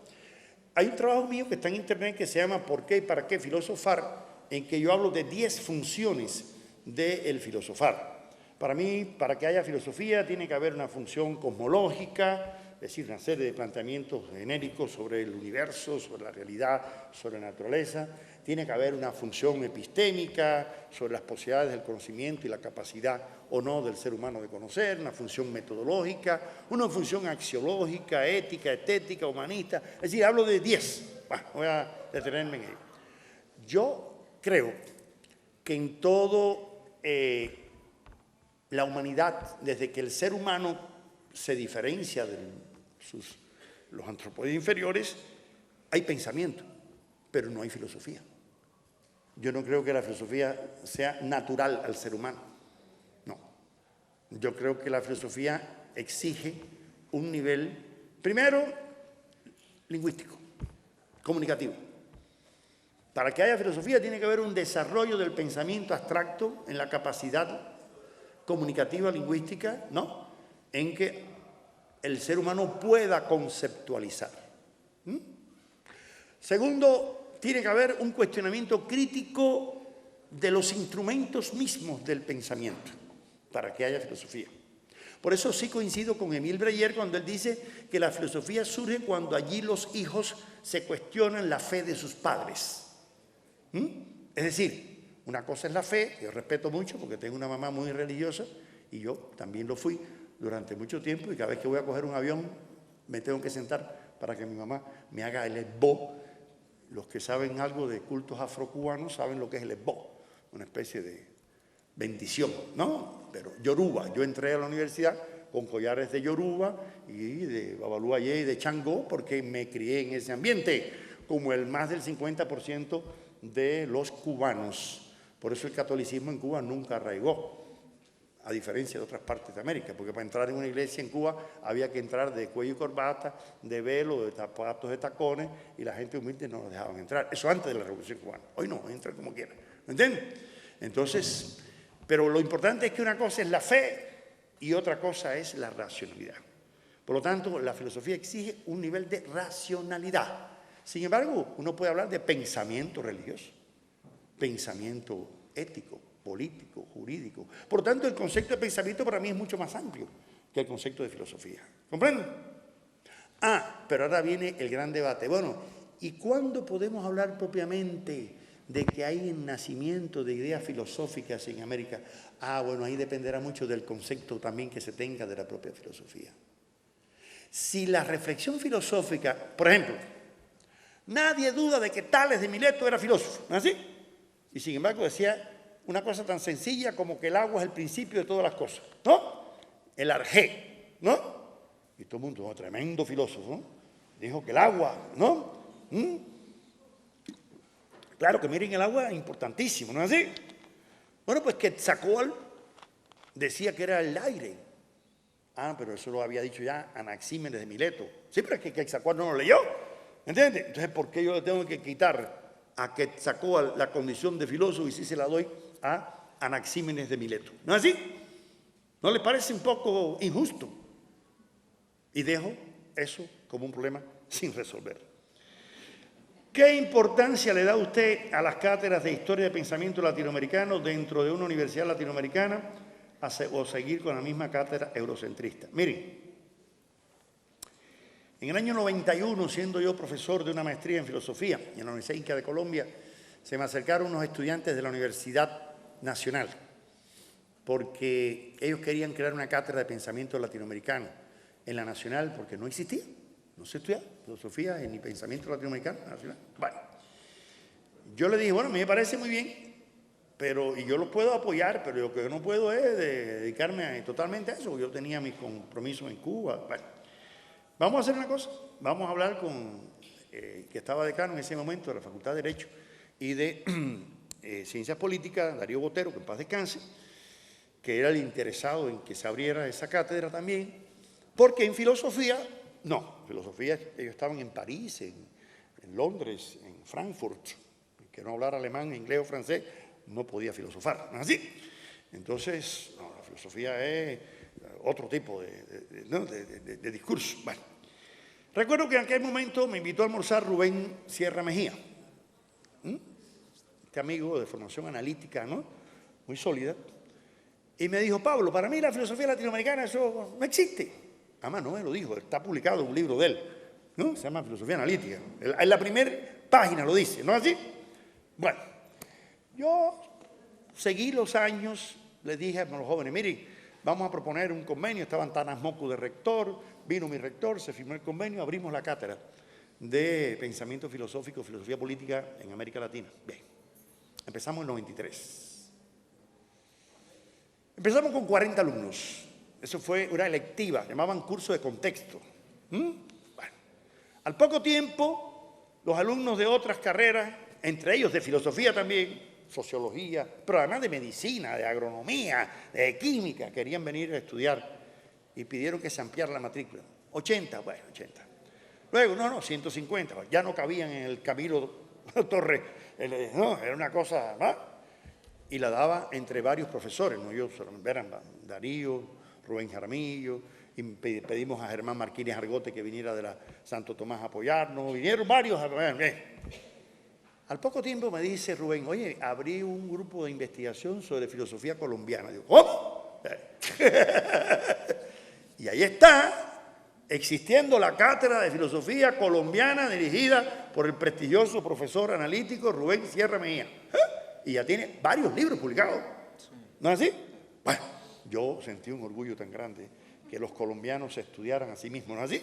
Y que no fueran solamente 2 o 3 españoles que vinieran a inculcarles, ¿no? Porque fueron Luis José González Álvarez, Zabarza, a decir, señores, pero estudiense ustedes mismos, ¿entienden? Bien, bueno. Hoy en día esa cátedra se mantiene, existe, yo he tenido que asumirla solo, en este momento la estoy dirigiendo yo solo en la Universidad Nacional, porque Darío, como saben, para descanse, falleció. Germán se regresó a España. Bueno, me dejaron solo, pero yo sigo ahí. Y mientras hay estudiantes, ahí estaré, creando. Ustedes no se imaginan la gratitud que tienen los estudiantes, que me los encuentro a veces donde quiera por ahí, ¿no? De haber por lo menos tenido una pequeña información. Y ahora viene la otra pregunta. ¿De qué sirve eso? ¿Para qué sirve estudiar el pensamiento en América Latina? Es otra pregunta, ¿no? Bueno, pues yo diría que sirve tanto como para saber lo que han pensado los franceses, los ingleses, los alemanes, los españoles, ¿no? De los grandes problemas cosmológicos, epistemológicos, éticos. Porque yo sí creo una cosa.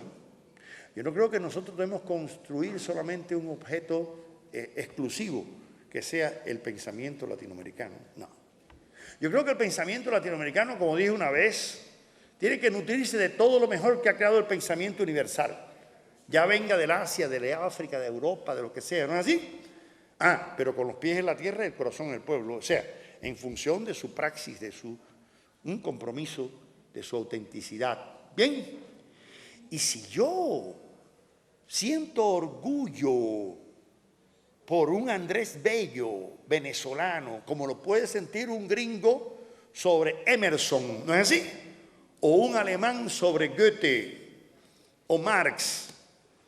Yo recuerdo que cuando cayó el muro de Berlín y se empezaron a tumbar todas las estatuas, yo llegué a Berlín invitado a un congreso sobre historia del pensamiento marxista en un diccionario en 15 tomos que están haciendo los alemanes sobre el marxismo, ¿no? Y recuerdo que en esos días se presentaba mi libro en la Nacional de Positivismo en América Latina y dice el amigo Darío Botero: Pablo ha hecho un estudio muy interesante del positivismo, pero qué lástima que lo hizo desde esa filosofía marxista mandada a recoger, ¿no? Desde el siglo XIX. Yo me reí muchísimo, ¿no? Primero porque ustedes saben que el propio Marx no le gustaba mucho que le dijeran marxista. Una periodista una vez le preguntó, ¿Are you a Marxist?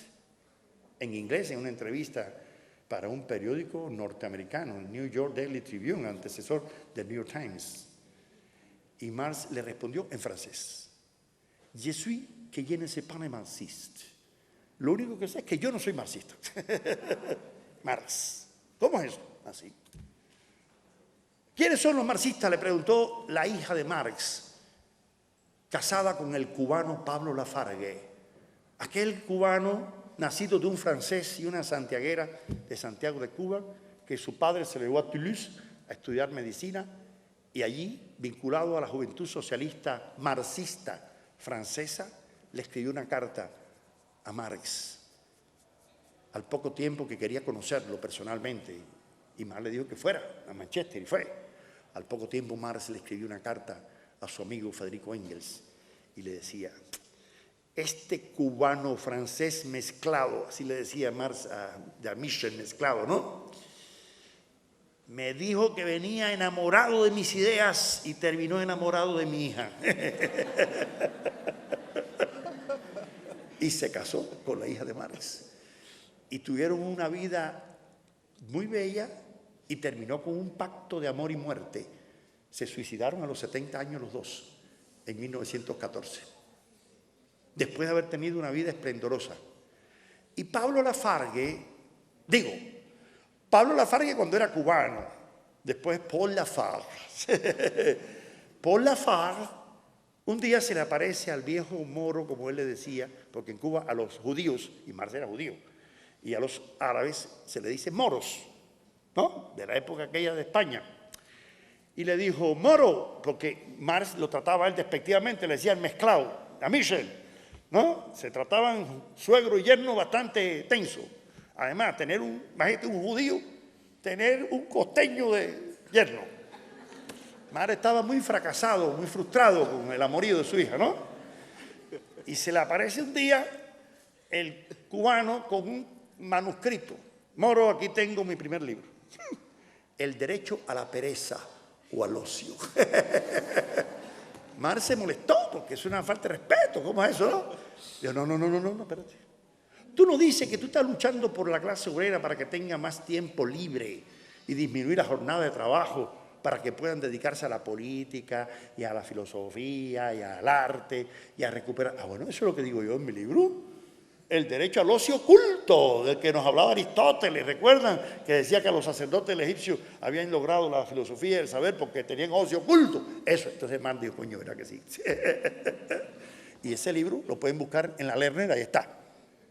El derecho a la pereza, de Pablo Lafargue, un libro clásico del pensamiento socialista francés. Y Lafargue tiene otros libros, el papel del individuo y la persona en la historia, la concepción materialista de la historia, bueno, una obra tremenda. Bueno,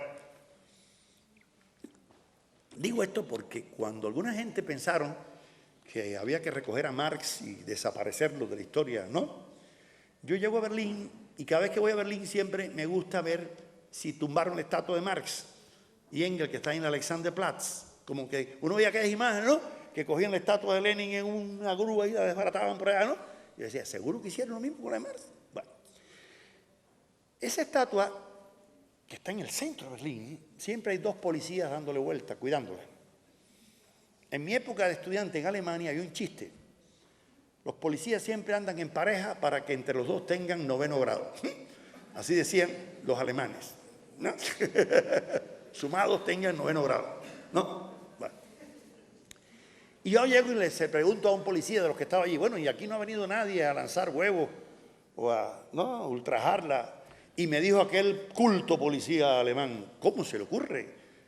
¿A quién va a venir a atentar contra una de las grandes personalidades de la cultura alemana que ha impresionado al mundo por su ciencia? ¡Ja! Un policía. Decirme eso. Esos hombres que están ahí, Marx y Engels, son como Beethoven, como Einstein. Y no es verdad.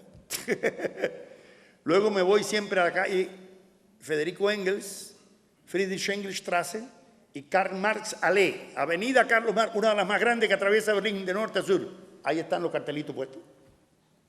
Porque los alemanes podrán ser anticomunistas, pero estúpidos no son.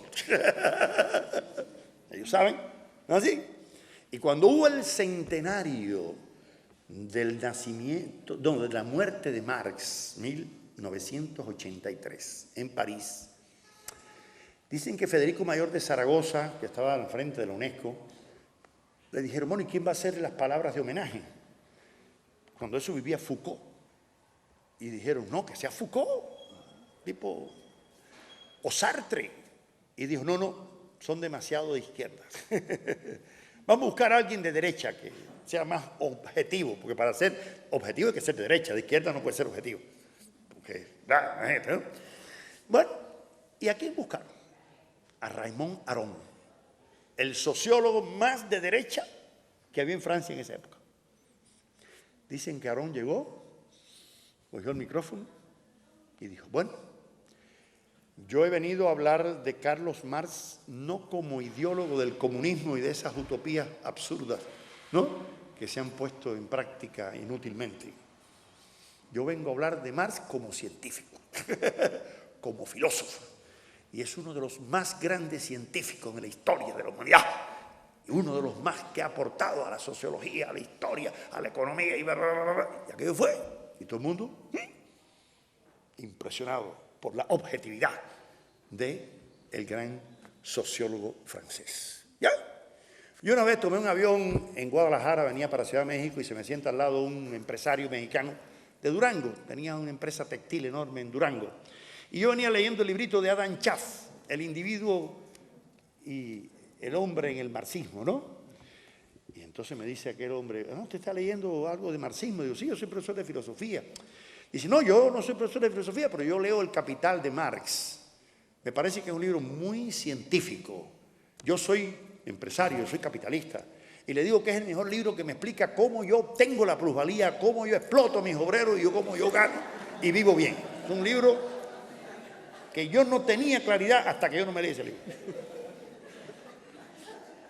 Sí, porque hay quien cree que cogen un jean en San Vitorino y le suben el precio y lo venden en Unicentro y aumentó el valor. No, lo que aumentó fue el precio, pero el valor sigue siendo igual. El valor, ¿lo entiendes? Porque se montan los gamines en la buceta y dicen, no, porque para disminuir el valor no, lo que está disminuyendo es el precio. Pero una cosa es el precio, otra cosa es el valor. Y una cosa es valor agregado, otro valor real. Y una cosa es mercancía, otra cosa es, ¿entiendes? Producto, en fin. Y esas cosas son las que Marx descubrió y que mucha gente utiliza y no sabe ni siquiera que son de Marx. Que si valor agregado, que si plusvalía, ¿no es así? Que si fuerza productiva, entonces medios de producción. Terminología que ya está en la sociología, en la historiografía, en la economía, en todas partes. Pero bueno, yo creo que sí es importante que existan cátedras de pensamiento latinoamericano en las universidades latinoamericanas, porque hay una cosa. Yo he estado 3 veces en Estados Unidos, en varias universidades. En todas me he encontrado centros de estudio latinoamericanos y especialidades en cultura latinoamericana. He estado en la mayor parte de los países europeos y donde quiera hay estudios de pensamiento. Y no solamente literatura de García Márquez, no, de pensamiento político, jurídico, filosófico. Tú mismo hablabas de Carlos Berlegui, en un centro ahí, en la Universidad del Deusto, ¿no? En Madrid, ¿entiendes? En Francia, en París, en Berlín, ¿entiendes? Entonces, ¿cómo no vamos a tener nosotros estudios sobre la cultura, ¿no?, filosófica, humanista latinoamericana? Y yo creo que sí, son valores que hay que cultivar y hay que, ¿no? Ahora, la otra pregunta, eso de cómo podría ese pensamiento ser aplicado a la sociedad moderna. Mire, yo con la palabrita aplicación tengo un gran problema epistemológico. Le tengo un miedo a esa palabrita aplicación, porque metodológicamente lo que estudio ahí en ese libro es una palabra peligrosa. Porque eso presupone que hay un método abstracto, como si fuera un pañol de herramientas que hay que aplicar, ¿no? No creo que la realidad hay que redescubrirla, reinventarla, reestructurarla, ¿no? Metodológicamente no es. Por eso yo no creo que es que hay que aplicar el pensamiento humanista. Yo creo que hay que recrear, en el sentido de volver a crear, no de recreación.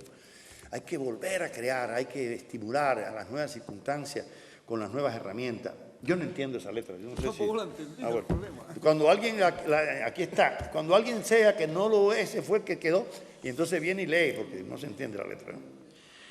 ¿Qué opinión le merece a usted la filosofía o el pensamiento del Islam? ¿Ha tenido el pensamiento islámico alguna influencia en Latinoamérica? Mire, el pensamiento islámico ha tenido influencia no en América Latina, en el mundo entero. Igual que el judaísmo, igual que el cristianismo, todas. Yo no soy un profundo conocedor del pensamiento islámico, se lo digo. Ahora, viví con un libanés en Alemania, ¿no?, durante 2 años en la misma habitación, y eso me llevó a ciertas relaciones con ese mundo, ¿no? Nada más. Lo que sí les puedo asegurar es, y no lo digo yo, lo dijo abiertamente el asesor para la política con relación a la región islámica del Vaticano, ¿no?, un reverendo norteamericano que fue el que corrigió a Benedicto XVI cuando cometió el error de decir que el islamismo era una religión belicista, ¿no es así? Guerrerista. ¿Recuerdan eso? Yo estaba en Italia, en Nápoles, en esa época, y recuerdo que guardo el periódico de aquel reverendo norteamericano. No, cuidado, ninguna religión estimula la guerra. Ninguna. Toda la religión, como dice su nombre, son de religare, del amor, de la comunión. Porque si fuera así, entonces habría que pensar en las cruzadas también, ¿no? O habría que pensar en guerras santas y en los cristenteros estos de México, etc. ¿Qué respondería usted a quienes plantean que los niveles de violencia en América están peores o, ¿qué dice ahí?, iguales a generados por la invasión europea? No, yo no creo que. Mire, violencia ha existido en la historia en toda la vida y lo habrá, primero. Ahora, yo no creo que los niveles de violencia actualmente sean peores que las que existieron en la época de la conquista y de la colonización. Por lo menos la impunidad ante la violencia hoy en día no es similar a esas barbaridades de echar pueblos enteros a que se lo comieran los perros, como hacían los españoles en la matanza de Texcoco, que hay que ver las narraciones de Sahagún y de Motolini y de todos aquellos cronistas que narran las barbaridades aquellas, ¿no? Hicieron en nombre de la cruz y en nombre, ¿no?, del rey. Las denuncias que de Bartolomé Las Casas. Claro, eso no creo que se puede ver. Otra pregunta, ¿por qué el interés? Ya esto se sale del tema, esta sí no tiene nada que ver. Yo creo que aquí agotamos el contenido. Y aquí vienen... Que están preguntando sobre cómo ve los procesos de reorganización en Venezuela, ¿no? Su Bueno, relación con el... bueno, aquí hay cosas que ya se salen del contenido de nuestra conferencia de hoy, pero yo le respondo, porque yo no tengo temor a opinar sobre absolutamente nada, menos sobre Colombia, porque llevo nada más que un cuarto de siglo en este país y no conozco este país. Por lo tanto, yo no hablo de este país. Me preguntan de Venezuela, hablo de Venezuela. Me preguntan de Cuba, hablo de Cuba. Pero de Estados Unidos, de Canadá, de donde quiera, pero de Colombia, con el mayor respeto, como decían los colombianos, no hablo. ¿Bien? Aquí me preguntan sobre por qué el interés de Estados Unidos y Canadá en la muy divulgada Cumbre de las Américas. Bueno, señores, eso no es nada nuevo. Siempre Estados Unidos, desde la doctrina Monroe, ha tenido interés por su traspatio, por tener un control sobre, ¿no es así? Primero, expandir sus fronteras territoriales como hizo con México. Y los cubanos, que tenemos la misma situación que los mexicanos, cuando Pancho Villa decía, pobrecito mi país, tan lejos de Dios y tan cerca de los Estados Unidos, pues así estamos los cubanos. Entonces, nosotros que hemos sufrido, ¿no?, la agresividad norteamericana, que además nunca le interesó la independencia porque lo que quería era comprar la isla a los españoles, igual que habían comprado la Florida, ¿comprenden? O la Luisiana a los franceses. Y por eso, cuando Martí organiza la independencia, ¿qué hace? Le interceptan los barcos con las armas para luchar por la independencia, porque ellos no querían que Cuba se independizara, y Puerto Rico tampoco, ¿comprenden? Es más, cuando República Dominicana restablece el poder español, ellos quieren también comprar a República Dominicana, porque ellos veían a las playas del Caribe como su weekend of beach. Por supuesto que esas playas son maravillosas. Yo el otro día estaba con mi esposa en Varadero y le decía, imagínate que en el año 58, 5 kilómetros de esta playa para acá, era de DuPont, uno de los grandes millonarios norteamericanos. Y ahí estaba un muro, no de Berlín, sino que no dejaba pasar a los cubanos para el lado allá. Pero llegó el comandante y mandó a parar. ¿Tú sabes lo que es lo que le duele a esos gringos haber perdido esas playas? Que ellos llegaban en sus yates del fin de semana, salían, porque de Miami a La Habana, en un buen yate, se pregunta ser un balsero, para que tú veas. Claro, pregúnteselo a los haitianos también, que son balseros, o a los dominicanos, que se hundió un barco, ¿no? Que Dios nos perdone la cosa bárbara, ¿no?, que pasó hace no mucho. Por eso no lo publica tanto la prensa, porque los dominicanos se pueden hundir huyendo para Puerto Rico, o los haitianos para Estados Unidos. En Cuba hay 2 campamentos internacionales de la ONU de refugiados haitianos y jamaicanos que saltan para Cuba para luego saltar a Estados Unidos. Pero como los cubanos tenemos la ventaja de la protección de Estados Unidos, que desde el año 61 todo cubano que ponga un pie en territorio norteamericano, tenemos derecho a ciudadanía, a trabajo, a protección económica, a vivienda. ¿Ustedes se imaginan que se lo dieran a todos los latinoamericanos? ¿Qué pasaría? No sé.